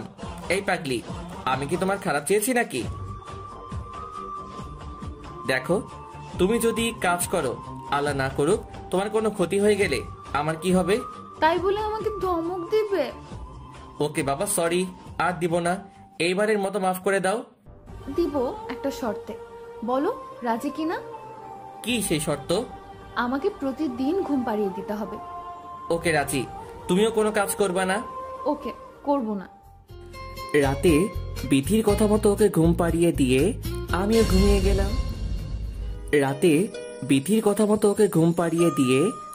ঘুমিয়ে গেলাম। সকালে উঠে দেখি বিথি আমার বুকের উপর বাচ্চাদের মতো ঘুমাচ্ছে। ওর ঘুমন্ত চেহারাতে যেন খুব মায়াবী লাগছে। ইচ্ছে করছিল ওর ঘুমন্ত চেহারার দিকে অপলক তাকিয়ে থাকতে, কিন্তু অফিসের তারা আর কাজটা করতে দিল না। এই বিথি, উঠো। এই, কি হয়েছে? আমাকে ঘুমাতে দাও। এই, আমার অফিসে দেরি হয়ে যাচ্ছে, তাড়াতাড়ি উঠো। ধুর, আমার ঘুমটা নষ্ট করে দিলে। আমার অফিস আছে আজকে, তুমি এইভাবে শুয়ে থাকলে আমি যাব কি করে? হয়েছে, এবার ফ্রেশ হতে যাও। যাচ্ছি। বিথিকে বুক থেকে সরিয়ে ফ্রেশ হতে গেলাম। সবার সাথে বসে নাস্তা করে নিলাম। অফিসে যাওয়ার জন্য রেডি হচ্ছি, আর পাগলিটা আমার টাইটা বেঁধে দিচ্ছে। এই অবস্থাতেও আমার টাই বেঁধে দেওয়া লাগে? আচ্ছা, তুমি কি শুরু করলা? আমি এখনো সুস্থ আছি, আর তুমি আমাকে অসুস্থ বানিয়ে দিলে। তোমার এখন নিজের উপর যত্ন নেওয়া প্রয়োজন। এই অবস্থাতে তোমার কিছুই করা উচিত নয়। এই, আসার সময় আমার জন্য আচার নিয়ে আসবে। কেন আনবো না? অবশ্যই আনবো। এইবার আমার আরেক নিয়মের কথা মনে আছে না? আছে তো। এই বলে বিথির কপালে ভালোবাসার পরশ এঁকে দিয়ে চলে আসলাম। অফিসে এসে কাজ করতে লাগলাম। এমন সময় ম্যানেজার রফিক আসলো। স্যার, আসবো? হ্যাঁ রফিক সাহেব, আসুন, বলেন কি প্রয়োজন? স্যার, আমাদের প্রজেক্টটা সম্পর্কে অনেকের ধারণা স্পষ্ট নয়, আর সামনে এটা নিয়ে কাজ করতে হবে। হ্যাঁ, এইখানে নতুন তথ্য কোনটা? এই বিষয়ে ধারণা না থাকায় আমাদের আগামীতে সমস্যা হতে পারে, তাই সবাইকে এটা জানিয়ে দিন। ওকে, তুমি সবাইকে মিটিং রুমে নিয়ে যাও, আমি আসছি। Okay sir. এই বলে রফিক চলে গেল। আমিও ওনার পিছন পিছন মিটিং রুমে ঢুকলাম। সবাইকে নিয়ে আলোচনা করছি। এমন সময় বিথির কল আসলো। কলটা দেখেও রিসিভ করি নাই, কারণ মিটিংয়ের মধ্যে কলটা ধরা বেমানান। একের পর এক কল দিয়ে যাচ্ছে বিথি, তাই বাধ্য হয়ে মোবাইলটা বন্ধ করে দিয়েছি। মিটিংয়ের কাজ শেষ করে কেবিনে আসলাম। এসে বিথিকে কল দিলাম, কিন্তু ওর মোবাইল বন্ধ বলছে। হয়তো আমার খোঁজ খবর নেওয়ার জন্য কল দিয়েছে। এইটা ভেবে আবার অফিসের কাজ করতে লাগলাম। অফিসের কাজ শেষ করে বাসায় ফিরলাম। এসে দেখি বাসাটা নিরিবিলি বিরাজ করছে। মা বাবা দুজনে চুপচাপ বসে আছে। আমি কিছু না বলে রুমে গেলাম। ফ্রেশ হয়ে এসে একটা জিনিস খেয়াল করলাম, সেটা হলো আমি আসার পর থেকে বিথিকে দেখতে পাইনি। তাই মাকে জিজ্ঞেস করলাম, মা বিথি কই? মা এমন ভাবে আমার দিকে তাকিয়েছে যেন আমি কোনো ভুল প্রশ্ন করে ফেলেছি। কি হলো, কথা বলছো না কেন? বিথি কই? বিথিকে আমি তাড়িয়ে দিয়েছি। মায়ের কথা শুনে যেন আকাশ থেকে পড়লাম, আর সাথে অবাক হলাম। বিথিকে তাড়িয়ে দিয়েছো মানে? ও একটা খারাপ মেয়ে, ও একটা ধর্ষিতা মেয়ে।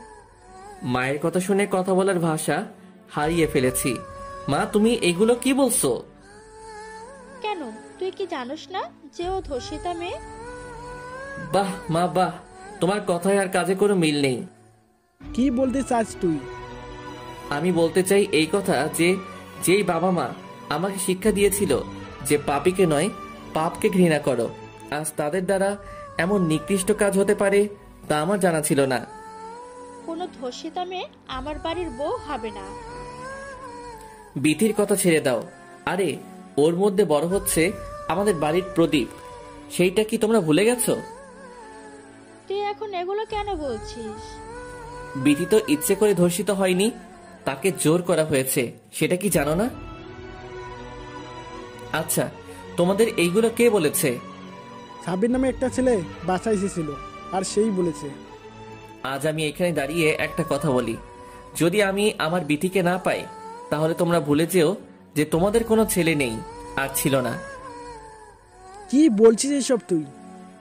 এটাই আমার শেষ কথা। এই বলে আমি বাসা থেকে বেরিয়ে যাই। বিথিদের বাড়িতে কল দিলাম, কিন্তু বিথি সেইখানে যাই নাই। অনেক খোঁজাখুঁজি করে ক্লান্ত হয়ে রাস্তার পাশে বসে আছি। মোবাইলটা এখন অফ করা। অন করতেই দেখি ফারিয়ার অনেকগুলো কল আসলো। আমিও দেরি না করে ফারিয়াকে কল দিলাম। কিরে, অনেকগুলো দিয়েছিস দেখলাম, কারণ কি? তুই একটু আমার বাসায় আসতে পারবি? দোস্ত ভালো লাগছে না, পরে আসবো। আমি তোরা এখন আসতে বলেছি, তাই তুই এখনই আসবি। বাসায় গিয়ে কি করব? আসলেই দেখতে পারবি তুই, তাড়াতাড়ি আয়। আসছি। ফারিয়ার জোরাজোরিতে আর না গিয়ে পারলাম না। ফারিয়ার বাসায় গিয়ে কলিং বেল চাপ দিলাম। ফারিয়া দরজাটা খুলে দিল। কিরে, ডাকলি কেন? আমার রুমে যা, তারপর বলছি। আমি ফারিয়ার রুমে ঢুকে অবাক হয়ে যাই, কারণ সেইখানে বিথি আছে। বিথিকে শক্ত করে জড়িয়ে ধরে কান্না করে দিলাম। এই, তুমি আমাকে ছেড়ে চলে আসলে কেন? কে বলেছে আমি চলে আসছি? আমি তো তোমাকে ছাড়া থাকতে পারবো না। তাহলে তুমি বাড়ি থেকে বেরিয়ে আসলে কেন? কি করব, মা বাবা আমাকে ভুল বুঝেছে, ওনারা আমাকে জোর করে বের করে দিয়েছে। আমার জন্য একটু অপেক্ষা করতে পারলে না? আমি অনেকবার মাকে বলেছিলাম যে তুমি আসার পর যা সিদ্ধান্ত হয় তা আমি মেনে নিব, কিন্তু মা আমার কোনো কথাই শুনলো না। মা তোমাকে ভুল বুঝেছে, সত্যিটা মা বুঝতে পারে নাই। আমাকে তো কল করতে পারতে। তোমাকে অনেক কল দিয়েছি, কিন্তু তুমি ধরো নাই। চলো এখন আমরা বাসায় যাব। আমার যেতে ভয় করছে বাসায়। কেন ভয় করবে? কেন? কোনো ভয় নেই, চলো এখান থেকে। বিতির হাত ধরে যে পা বাড়ালাম ঠিক তখনই ফারিয়া রুমে আসলো। কিরে, চলে যাচ্ছিস? যাচ্ছি। আচ্ছা, তুই বিথিকে কই পেয়েছিস? আমি মার্কেট করে আসার সময় দেখি বিথি রাস্তা দিয়ে হাঁটছে আর চোখে পানি ফেলছে, পরে ওকে পাশে নিয়ে আসি। ধন্যবাদ দিয়ে তোকে আর ছোট করব না। আচ্ছা, এখন আমরা আসি। সাবধানে যাস। বিথিকে নিয়ে বাসায় চলে আসলাম। বিথির দিকে তাকাতেই দেখি খুব ভয় আছে। কলিং বেল চাপ দিয়ে দুজনে দাঁড়িয়ে আছি। কিছুক্ষণ পর মা এসে দরজা খুলে দিল। দুজনে চুপচাপ দাঁড়িয়ে আছি, কেউ কোনো কথা বলছি না। কিরে, ভিতরে ঢুকবি না? আমরা কোনো জবাব না দিয়ে চুপচাপ ভিতরে আসলাম। এমন সময় মা বিথির কাছে হাত জোর করে বলতে লাগলো, মারে, আমি তোকে ভুল বুঝেছি, অনেক কথা শুনিয়েছি, আসলে দোষটা আমারই ছিল, তুই আমাকে মাফ করে দে। এ কি মা, আপনি এটা কি করছেন? আপনি তো সঠিক কাজ করেছেন, আর আপনি আমাদের জান্নাত। আপনি এভাবে ক্ষমা চাচ্ছেন কেন? আমি ঠিক বিচার না করে তোর উপর মিথ্যে অপবাদ দিয়েছি সাময়িকের জন্য। আমি তোর কাছে অপরাধী হয়ে গেলাম। মায়েরা কখনো সন্তানের কাছে মাফ চায় না, আপনিই তো আমার সব। বিথির কথা শুনে মা বিথিকে বুকের সাথে জড়িয়ে নিল। দুজনের চোখে পানি টলমল করছে। ওদের মিল বন্ধন দেখে নিজের কাছেও খুব খুশি লাগছে। সেখানে দাঁড়িয়ে না থেকে রুমে চলে আসলাম। কিছুক্ষণ পর বিথিও রুমে আসলো। তুমি আজকে আমাকে ভয় পাইয়ে দিয়েছো, জানো আজকে আমার কতটা টেনশন হয়েছিল।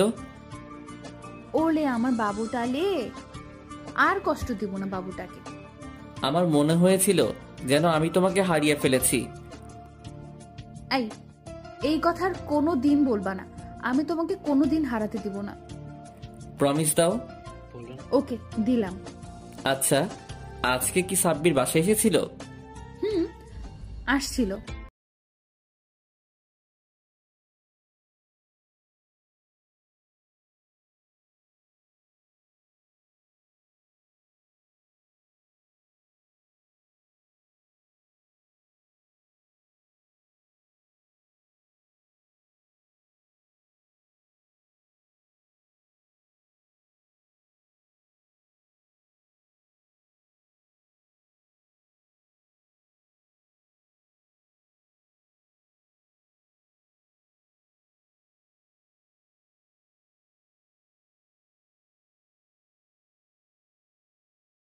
আর বাসায় অনেক ঝামেলা হয়েছে।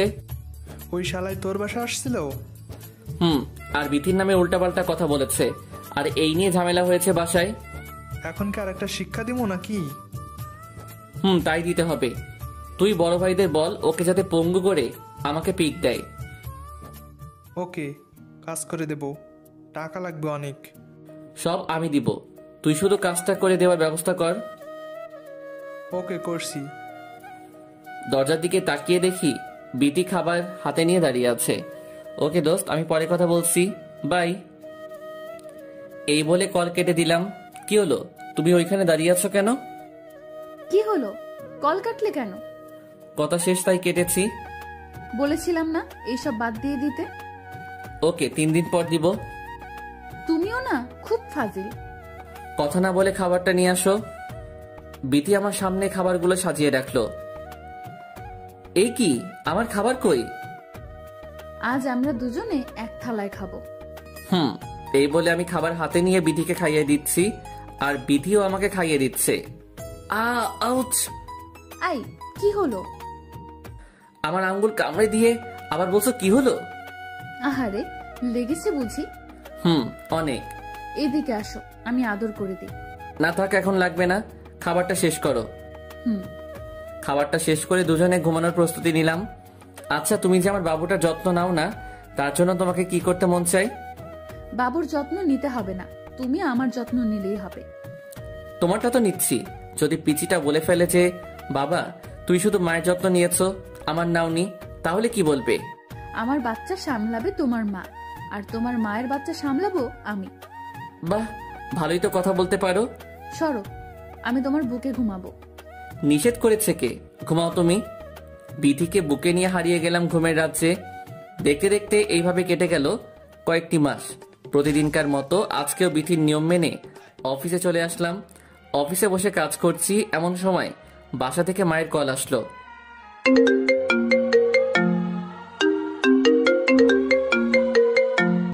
হ্যাঁ মা, বলো। বাবা, তুই একটু ইসলামিয়া হাসপাতালে আসতে পারবি? হঠাৎ হাসপাতালে গিয়ে কি করব? বিথির হঠাৎ করে পেটে ব্যথা উঠেছে, আমরা ওকে হাসপাতালে নিয়ে আসি। কি? ওকে, তোমরা চিন্তা করো না, আমি এক্ষুনি আসছি। এই বলে অফিসের কাজ রেখে হাসপাতালে চলে আসলাম। আর মনে মনে আল্লাহকে ডাকছি যেন আমার পাগড়িটার কিছু না হয়। হাসপাতালে এসে দেখি মা বাবা বসে আছে। আমাকে দেখে মা কান্না করে দেয়। মা, বিথি কই? ওকে অপারেশন থিয়েটারে নিয়ে যাওয়া হবে। আল্লাহকে ডাকো, দেখবে সব ঠিক হয়ে যাবে। সবাই মিলে থিয়েটারের বাইরে অপেক্ষা করতে লাগলাম, ডাক্তার আসার অপেক্ষায়। কিছুক্ষণ পর একজন ডাক্তার বের হলো। আমরা তার কাছে ছুটে গেলাম। ডাক্তার সাহেব, আমার স্ত্রী কেমন আছে? আলহামদুলিল্লাহ, আপনার স্ত্রী আর সন্তান উভয়ই ভালো আছে। ডাক্তারের কথা শুনে যেন প্রাণ ফিরে এলো। আর এত খুশি হয়েছি যে তা বলার মতো না, কারণ আজকে থেকে আমি বাবা হয়েছি। আমরা কি ওদের সাথে দেখা করতে পারি? এখন না, ঘন্টাখানেক পর দেখা করলে ভালো হয়। ওকে। ডাক্তারের কথা মতো ঘন্টা পর বিধির কেবিনে ঢুকলাম। দেখি পাগলিটা অন্যদিকে মুখ ঘুরিয়ে শুয়ে আছে। আমি ওর কাছে গিয়ে ওর কপালে হাত রাখলাম। ও আমার দিকে তাকাতেই ওর চোখ দিয়ে পানি পড়ছে আর আমার হাতটা চেপে ধরে আছে। এই পাগলি, কাঁদছো কেন? দেখো, আমি তোমার সামনে। জানো, আমার কিছু মুহূর্তের জন্য মনে হয়েছিল যে আমি তোমাকে হারিয়ে ফেলেছি। চুপ একদম। আর এই ধরনের কথা বলবা না। তুই সম্পূর্ণ সুস্থ এখন। আমার আর বিথির কথার মাঝে মা এসে আমার সন্তানকে আমার কোলে দিয়ে গেল। ওর দিকে তাকাতেই যেন আমার সব ক্লান্তি চলে গেল। আমার মেয়ে হয়েছে, দেখতে ঠিক তার মায়ের মতো।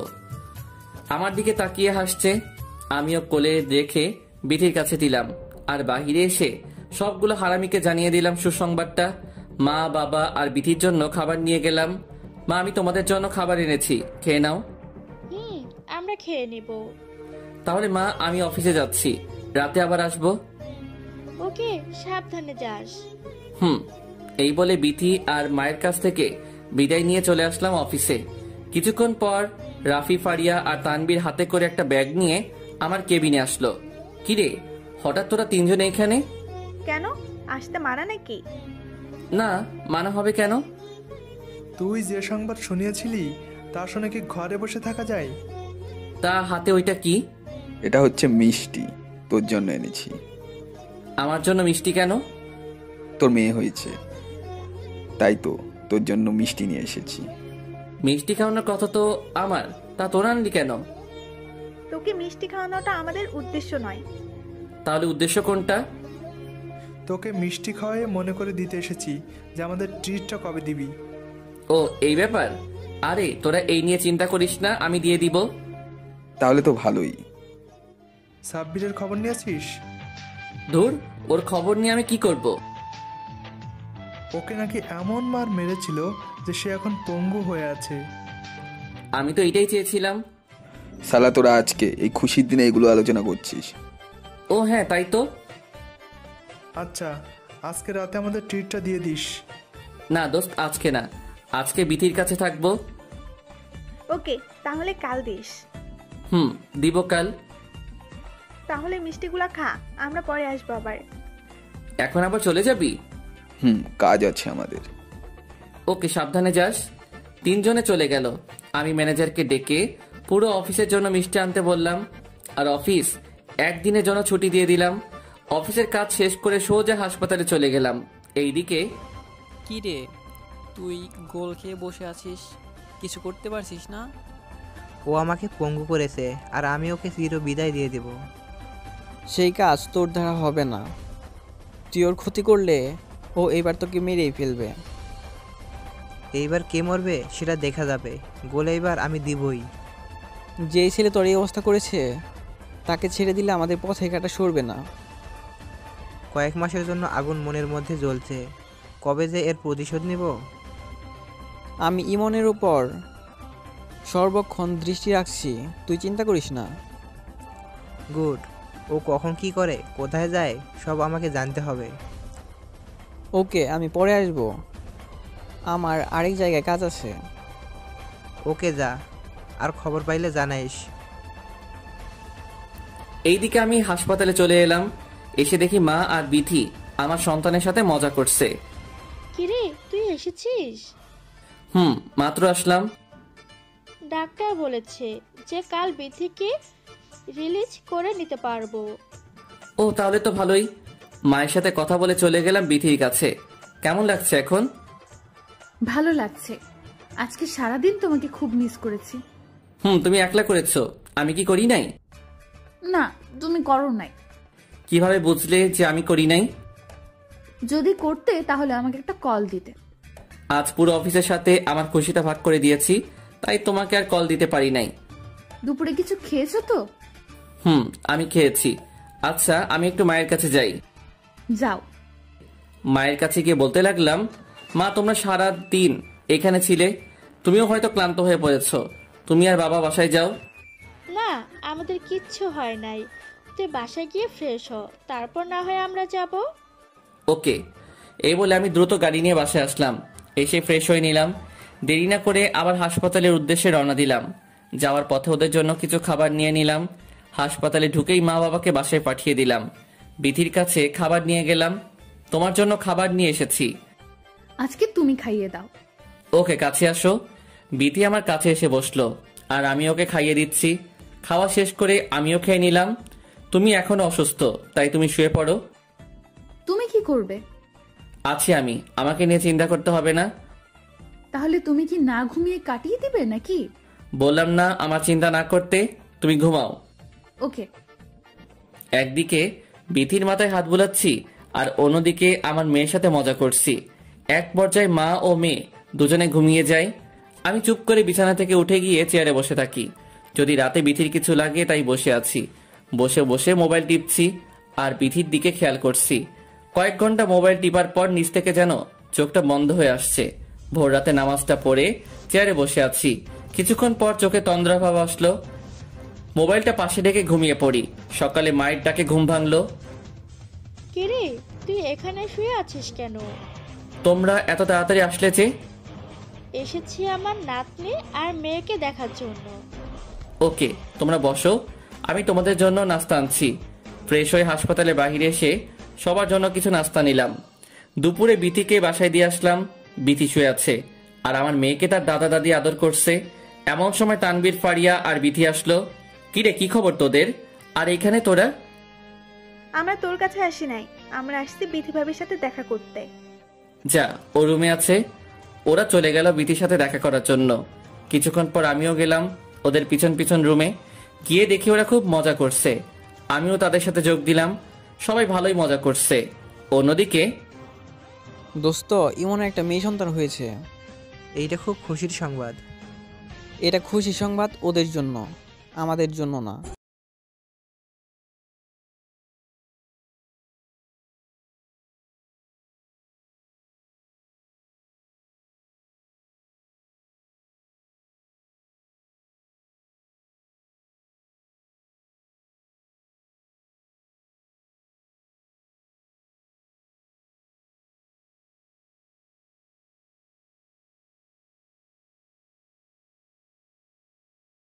ফারিয়া, রাফি আর তানভীর আমার মেয়েকে নিয়ে মজা করছে।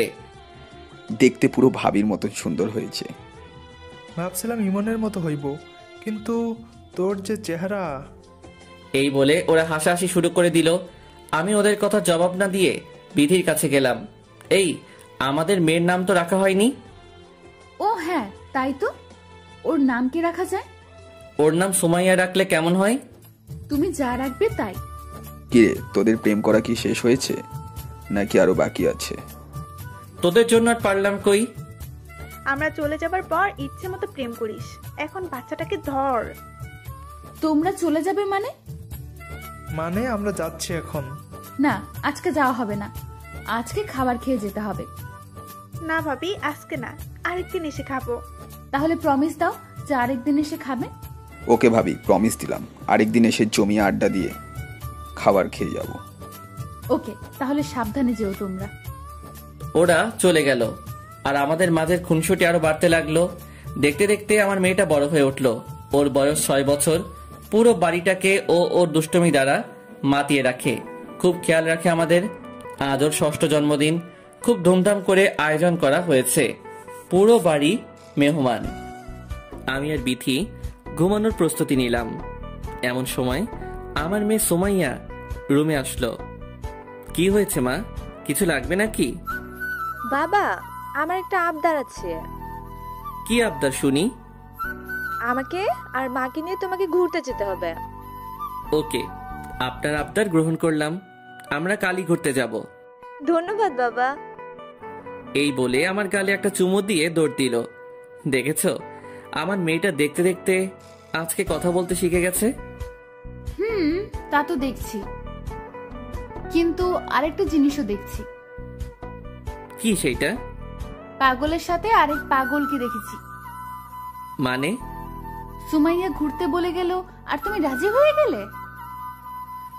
আমার মেয়ে ঘুরতে যেতে চেয়েছে আর আমি ওকে না করে দিব?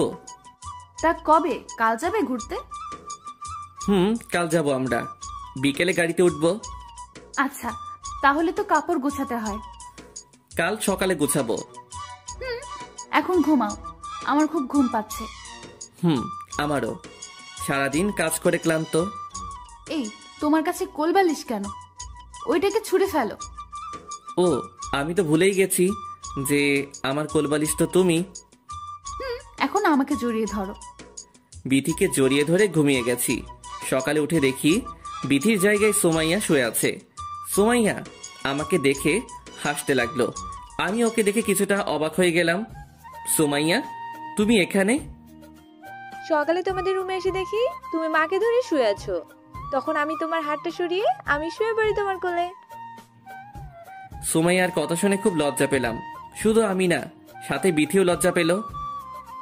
তুমি একটু তোমার দাদির কাছে যাও তো, বাবা এখন ফ্রেশ হব। আচ্ছা, যাচ্ছি। এই বলে সুমাইয়া রুম থেকে বেরিয়ে গেল। এই, তুমি রাতে দরজা বন্ধ করো নাই? করেছি তো, রাতে মায়ের কাছে গিয়েছিলাম, তখন আর বন্ধ করি নাই। তোমার ভুলের কারণে দুজনে মেয়েটার কাছে খুব লজ্জা পেলাম। আর মেয়েটাও না এত পেকেছে যা বলার বাহিরে। দেখতে হবে না কার মেয়ে? তোমার আশকারা পেয়ে মেয়েটা একেবারে মাথায় উঠেছে। এই, আজকে কিন্তু আমাদের ঘুরতে যাওয়ার কথা, মনে আছে কথাটা? আছে। খাবার খাওয়ার পর জামা কাপড় গোছাবো। ওকে, আমি ফ্রেশ হয়ে আসছি। যাও। ফ্রেশ হয়ে এসে নাস্তা করলাম। সুমাইয়া তার দাদির সাথে খেলা করছে। আমি রুমে এসে দেখি বিথি ব্যাগ গোছানোর কাজে ব্যস্ত। এসি চলার পরেও ওর মুখে বিন্দু বিন্দু ঘাম জমেছে, যেটা ওর সৌন্দর্যকে আরো বাড়িয়ে তুলছে। আমি বিথিকে পিছন থেকে জড়িয়ে ধরলাম। এই, কি করছো? কেউ দেখে ফেলবে তো। দেখলে আমার সমস্যা নাই, আমি তোমাকে ধরেছি, অন্য কাউকে তো আর ধরি নাই। আচ্ছা, তুমি দেখতেছো আমার কাজ আছে, এখন ছাড়ো। তোমার মুখের ঘামগুলোর কারণে তোমাকে খুব সুন্দর লাগছে। থাক, এখন রোমান্টিক হওয়ার দরকার নেই, আমাকে কাজ করতে দাও। বাবা, আমি কিন্তু দেখে ফেলেছি। সুমাইয়ার কথা শুনে আমি দ্রুত বিথিকে ছেড়ে দিলাম। দুজনে পিচ্চিটার কাছে খুব লজ্জা পাচ্ছি। মা, তুমি এখানে কি করছো? কিছু লাগবে নাকি তোমার? আমি এসেছি তোমার জামাগুলো দিতে। ওকে, দাও, আমরা গুছিয়ে দিচ্ছি। এই যে এগুলা। সুমাইয়ার হাত থেকে জামাগুলো নিয়ে বিথিকে দিলাম। সুমাইয়া রুম থেকে চলে গেল। আচ্ছা, তোমার কি কোনো জ্ঞান বুদ্ধি নেই? আমি কি জানতাম নাকি যে ও এমন সময় চলে আসবে? তোমাকে আমি কত করে বলেছি যে কেউ এসে পড়বে, কিন্তু তুমি আমার কথা শুনলে না। হয়েছে, আর বলতে হবে না, তাড়াতাড়ি গুছিয়ে নাও। করছি তো। আমাদের গোছানোর কাজ শেষ করে রেডি হয়ে নিলাম আর বাসা থেকে বেরিয়ে পড়লাম। আমি ড্রাইভ করছি আর সুমাইয়া আমার কোলে বসে আছে আর বিথি পাশের সিটে বসে আছে। আমরা 3 দিনের জন্য খাগড়াছড়ি ঘুরতে বেরিয়েছি। বিকেলে গাড়ি ড্রাইভ করা শুরু করি।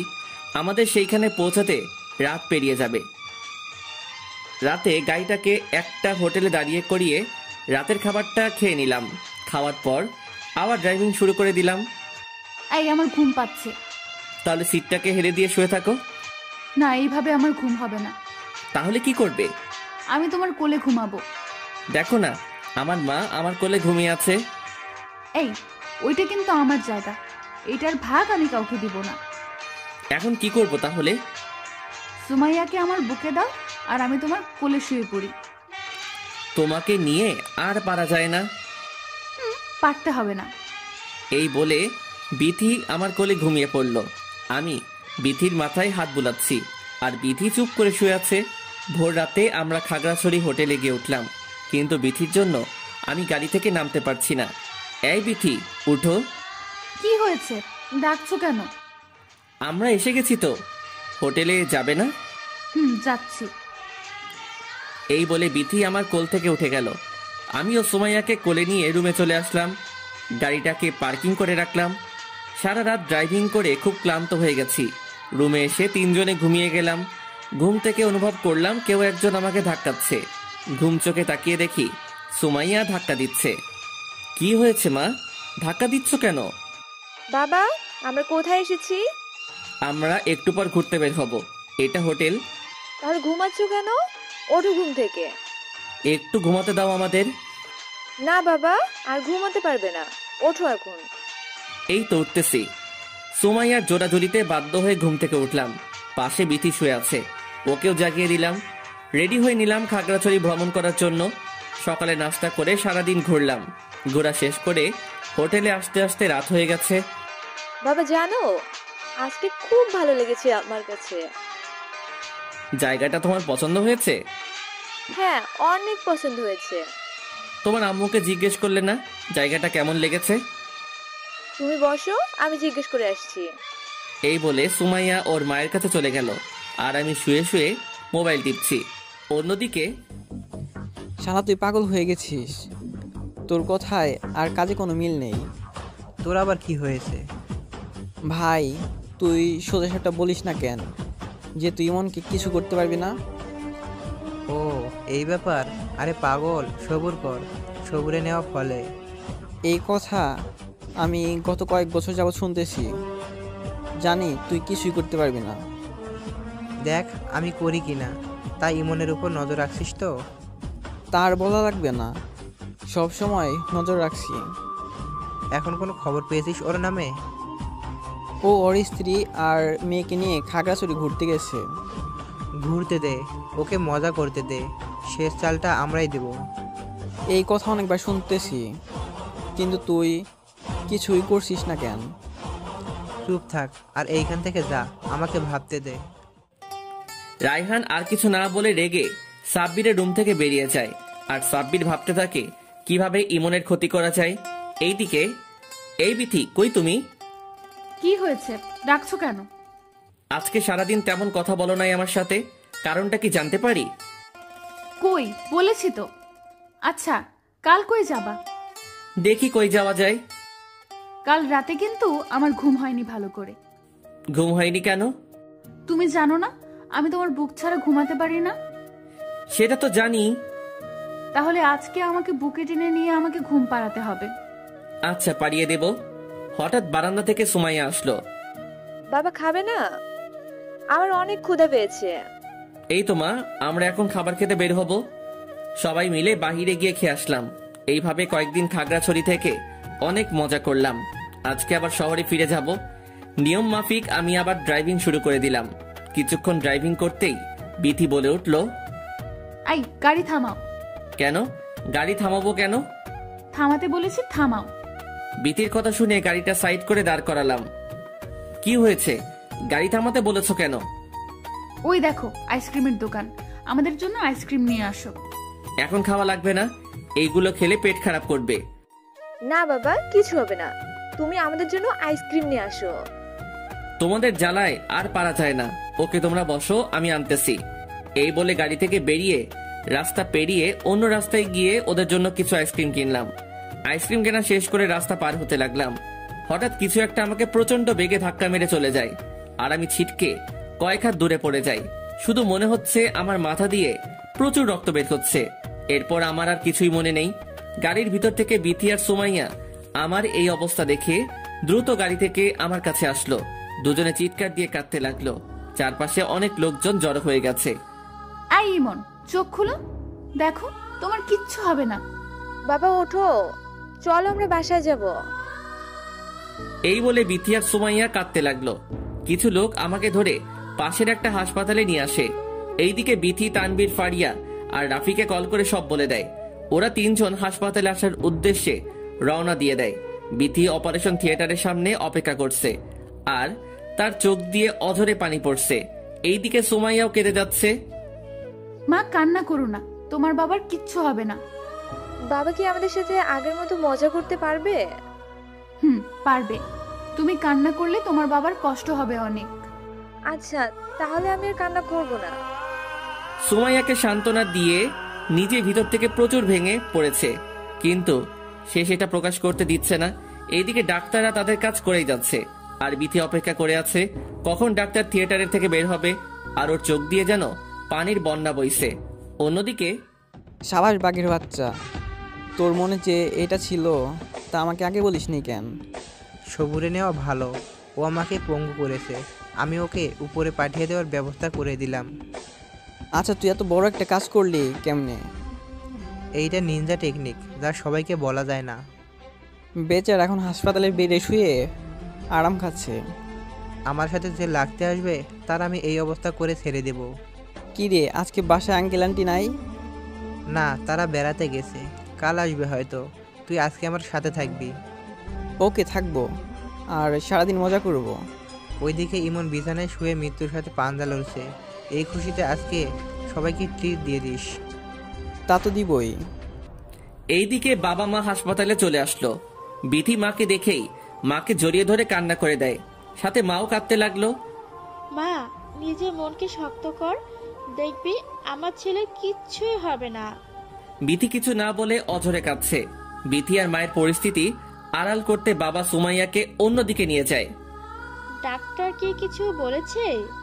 না, ডাক্তার এখনো থিয়েটার থেকে বের হয়নি। আল্লাহকে ডাক, দেখবি সব ঠিক হয়ে যাবে।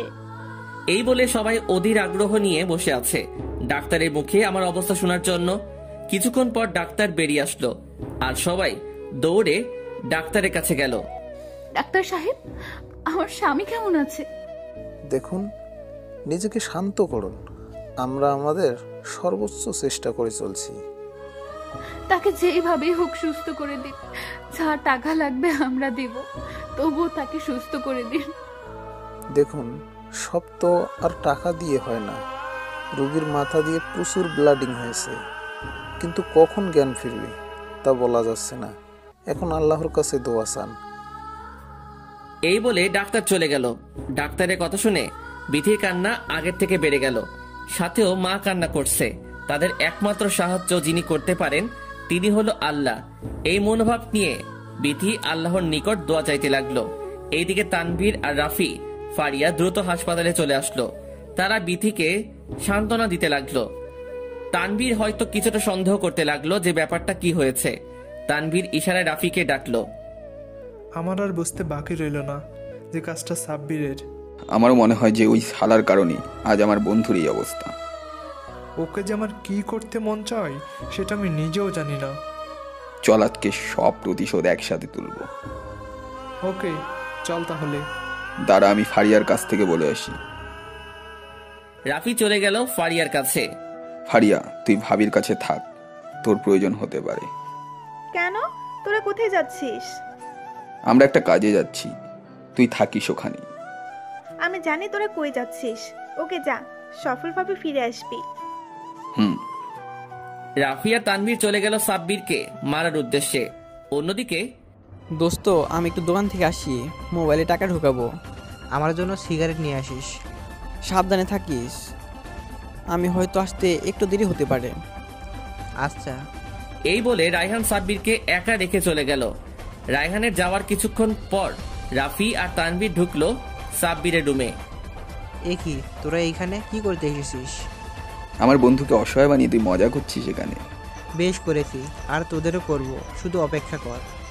ও আচ্ছা, আগে আমাদের হাত থেকে বেঁচে দেখা, তারপর আমাদের মারিস। মানে এখন দেখবি। এই বলে ধারালো অস্ত্র দিয়ে সাব্বিরকে কোপাতে লাগলো। কয়েকটা আঘাত করতেই সাব্বিরের প্রাণ চলে যায়। পুরো মেঝে রক্তে ভেসে আছে। রাফি আর তানভীর তাদের কাজ শেষ করে ফিরে যাচ্ছে হাসপাতালের উদ্দেশ্যে।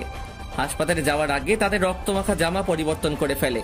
অন্যদিকে রায়হান কাজ শেষ করে সাব্বিরের রুমে ঢুকে অবাক হয়ে যায়। তার পুরো শরীর কাটা দিয়ে ওঠে। সাব্বিরের রক্তমাখা শরীর আর মেঝে দেখে কি করবে রায়হান তা ভাবতে শিউরে উঠছে সে। হঠাৎ এগুলো কি করে হলো?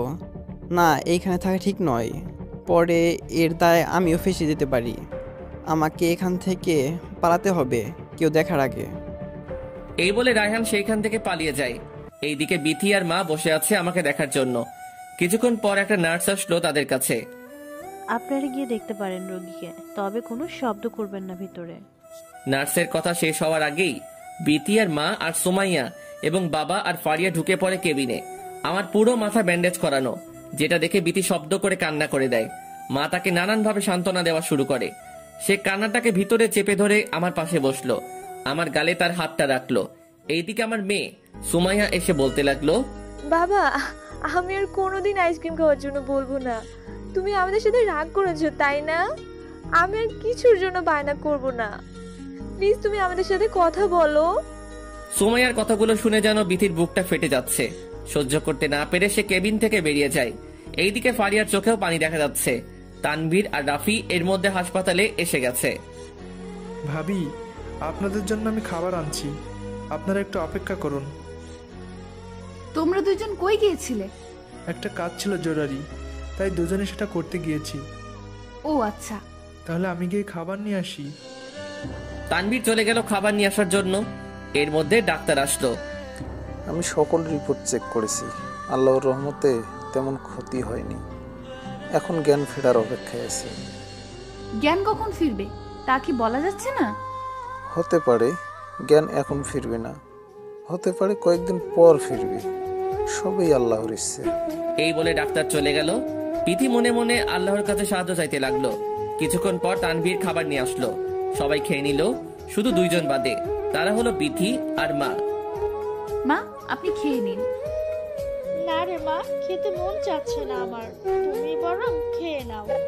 আমি পরে খাবো, আর আপনার শরীরটা খারাপ করবে, তাই আপনি খেয়ে নিন। বিথির জোরাজোরিতে মা খাবারটা খেয়ে নিল, কিন্তু বিথি এখনো কিছু খায়নি। কিছুক্ষণ পর মায়ের কথা মতো বিথিও খাবার খেয়ে নিল। সবাই হতাশ মনে বসে আছে আর অপেক্ষা করছে আমার জ্ঞান ফেরার অপেক্ষায়। কিছুক্ষণ পর সুমাইয়া দৌড়ে তার মায়ের কাছে আসলো। মা, বাবা নড়ছে। চোখ মেলে দেখি বিথি আর মা দৌড়ে আমার কেবিনে আসলো। মা চলে গেল ডাক্তারকে ডাকার জন্য। ডাক্তার এসে সব চেক করলো। আর কোনো ভয়ের কারণ নেই, সব বিপদ আল্লাহর রহমতে কেটে গেছে। অস্পষ্ট চোখে খেয়াল করলাম বিথির মুখে হাসি ফুটে উঠেছে। তানভীর, ফারিয়া আর রাফির চোখেও পানি দেখা যাচ্ছে। বিথি আর মা এসে আমার পাশে বসছে। বিথির চোখ দিয়ে পানি পড়ছে। ওর কান্না আমার একদম সহ্য হয় না। বারবার বলতে ইচ্ছে করছে যে, এই পাগলি কাঁদছো কেন? আমার তো কিছু হয় নাই, আমি তো তোমার সামনে আছি। বিথির কান্না যেন আমার কাছে কেমন জানি লেগে উঠছে। এমন সময় সুমাইয়া আমার কাছে আসলো। বাবা, আমি তোমাকে আর কিছুর জন্য বলবো না। তুমি আমার উপর রাগ করো না। তুমি আমার সাথে কথা না বললে আমার খুব কষ্ট হয়। সুমাইয়ার কথাগুলো শুনে আমার চোখের কোণে পানি গড়িয়ে পড়ছে, যেটা একমাত্র বিথি খেয়াল করেছে। সুমাইয়া, বাবাকে এসব বলো না, বাবার কষ্ট হবে। তুমি দাদুর কাছে যাও। না, আমি বাবার কাছে থাকবো, আমি কোথাও যাব না। এই বলে সুমাইয়া আমার কাছে বসে রইল। এইভাবে কয়েকদিন হাসপাতালে রেখে আমাকে বাসায় রিলিজ দেওয়া হয়। আমি এখন কিছুটা কথা বলতে পারি, কিন্তু হাঁটতে পারি না। বিথি রোজ আমাকে হাঁটতে সাহায্য করে। আজকে সকালেও কাজের কারণে আমি তোমাকে হাঁটাতে পারি নাই, এখন হাঁটাবো, চলো। প্লিজ, এখন না, পরে হাঁটবো।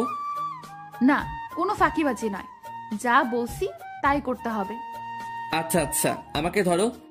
আমাকে কাঁধে হাত রাখো আর আমাকে জড়িয়ে ধরো শক্ত করে। আমি বিথির কথা মতো বিথির কাঁধে এমনভাবে হাত রাখলাম মনে হচ্ছে আমি ওকে জড়িয়ে ধরে আছি। বিথি এইভাবে আমাকে হাঁটায় রোজ।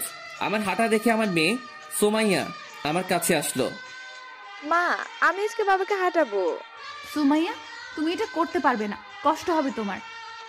না, আমি পারবো, আমি আজকে বাবাকে হাঁটাবো। মা, তুমি আমার পা ধরে হাঁটো, তাহলেই হবে। ওকে বাবা। এই বলে সুমাইয়া আমার পা ধরে আমার সাথে হাঁটতে লাগলো। বিথি আর সুমাইয়া আমার এইভাবে খেয়াল রাখে। ওদের যত্নের কারণে কি আর অসুস্থ থাকা যায় নাকি? ধীরে ধীরে সম্পূর্ণ সুস্থ হয়ে উঠি আমি। আজ আমি আল্লাহর রহমতে সম্পূর্ণ সুস্থ। রাতে একটু হেলান দিয়ে চোখ বুজে বসে আছি। এমন সময় অনুভব করলাম কেউ জানি আমাকে গুঁতা দিচ্ছে। তাকিয়ে দেখি ফারিয়া, রাফি, তানভীর দাঁড়িয়ে আছে। আরে দোস্ত, তোরা? তুই আজকে সম্পূর্ণ সুস্থ, তাই তোকে দেখতে এসেছি আমরা। এতদিন আসিস নাই কেন? আরে বেটা, আমাদের তো কিছু না কিছু কাজ থাকে, আজকে ফ্রি ছিলাম তাই এসে গেছি। বিথি কই? ভাবি আমাদের জন্য নাস্তা বানিয়ে নিচ্ছে। শুধু নাস্তা পানি কাজ হবে না, আমাদের সাথে রাতে খেতে হবে। ওকে আজকে খাবো আমরা। দোস্ত একটা খবর শুনেছি। কি খবর? সাবির মারা গেছে। ওকে কে যেন কুপিয়ে হত্যা করেছে। ছেলেটাকে আমরাও মারলাম, আর এখন ও আমাদের ছেড়ে চলে গেছে। তুই কখন শুনেছিস যে ও মারা গেছে? কয়েকদিন আগে শুনেছি বিথির কাছ থেকে। আজকে একটা কথা শুনে রাখ। কি কথা? যে আমার বন্ধুর ক্ষতি করবে আমরা তাকে ছেড়ে দিব না। তার মানে তোরা? ঠিক ধরছিস, আমরাই সাবিরকে খুন করি। তোরা আবার ওকে খুন করতে গেলি কেন? যে তোকে মারতে চেয়েছে তাকে কি আমরা এত তাড়াতাড়ি ছেড়ে দেব? তার মানে আমার অ্যাক্সিডেন্টের পিছনে সাব্বিরের হাত ছিল? তা নয়তো কি? বাহ, বন্ধুদের হাতটা অনেক লম্বা করলি। আজকে থেকে আর মারামারি করব না। আমিও তাই ভাবছি। এর মাঝে বিথি চলে আসায় কথা মাঝপথে থামিয়ে দিলাম। বিথি সবাইকে নাস্তা দিচ্ছে, সাথে আমিও খাচ্ছি। রাতে সবাই জমিয়ে খাবার খেলাম, অনেক আড্ডা দিলাম। রাফিয়া, তানভীর এবং ফারিয়া চলে গেল। সুমাইয়া তার দাদির কাছে আছে। আমি আর বিথি ঘুমানোর প্রস্তুতি নিচ্ছি। বিথি কাজ করছে আর আমি ওকে পিছন থেকে জড়িয়ে ধরলাম। এই কি করছো? দরজা বন্ধ আছে, কেউ দেখবে না, আর পালাতেও পারবে না। তাই নাকি? তা হঠাৎ এইভাবে জড়িয়ে ধরার কারণ?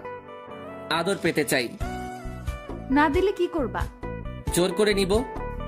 জীবনেও পারবে না। বিথির কথা শুনে ওকে শক্ত করে জড়িয়ে ধরে 4 ঠোঁট এক করে দিলাম। টানা 5 মিনিট পর ছেড়ে দিলাম। আর একটু হলে তো মরে যেতাম। তাহলে তুমি শিখিয়ে দাও আমাকে। তোমার লুচু পাঠকরা তো সব দেখছে, কিভাবে শেখাবো? এই মিয়ারা কি দেখেন? যান এখান থেকে, আর আমাকে কিছু শিখতে দিন। ওরা মনে হয় যাবে না, তোমার পাঠকেরা তোমার মতো লুচু। লাইট অফ করে দিলে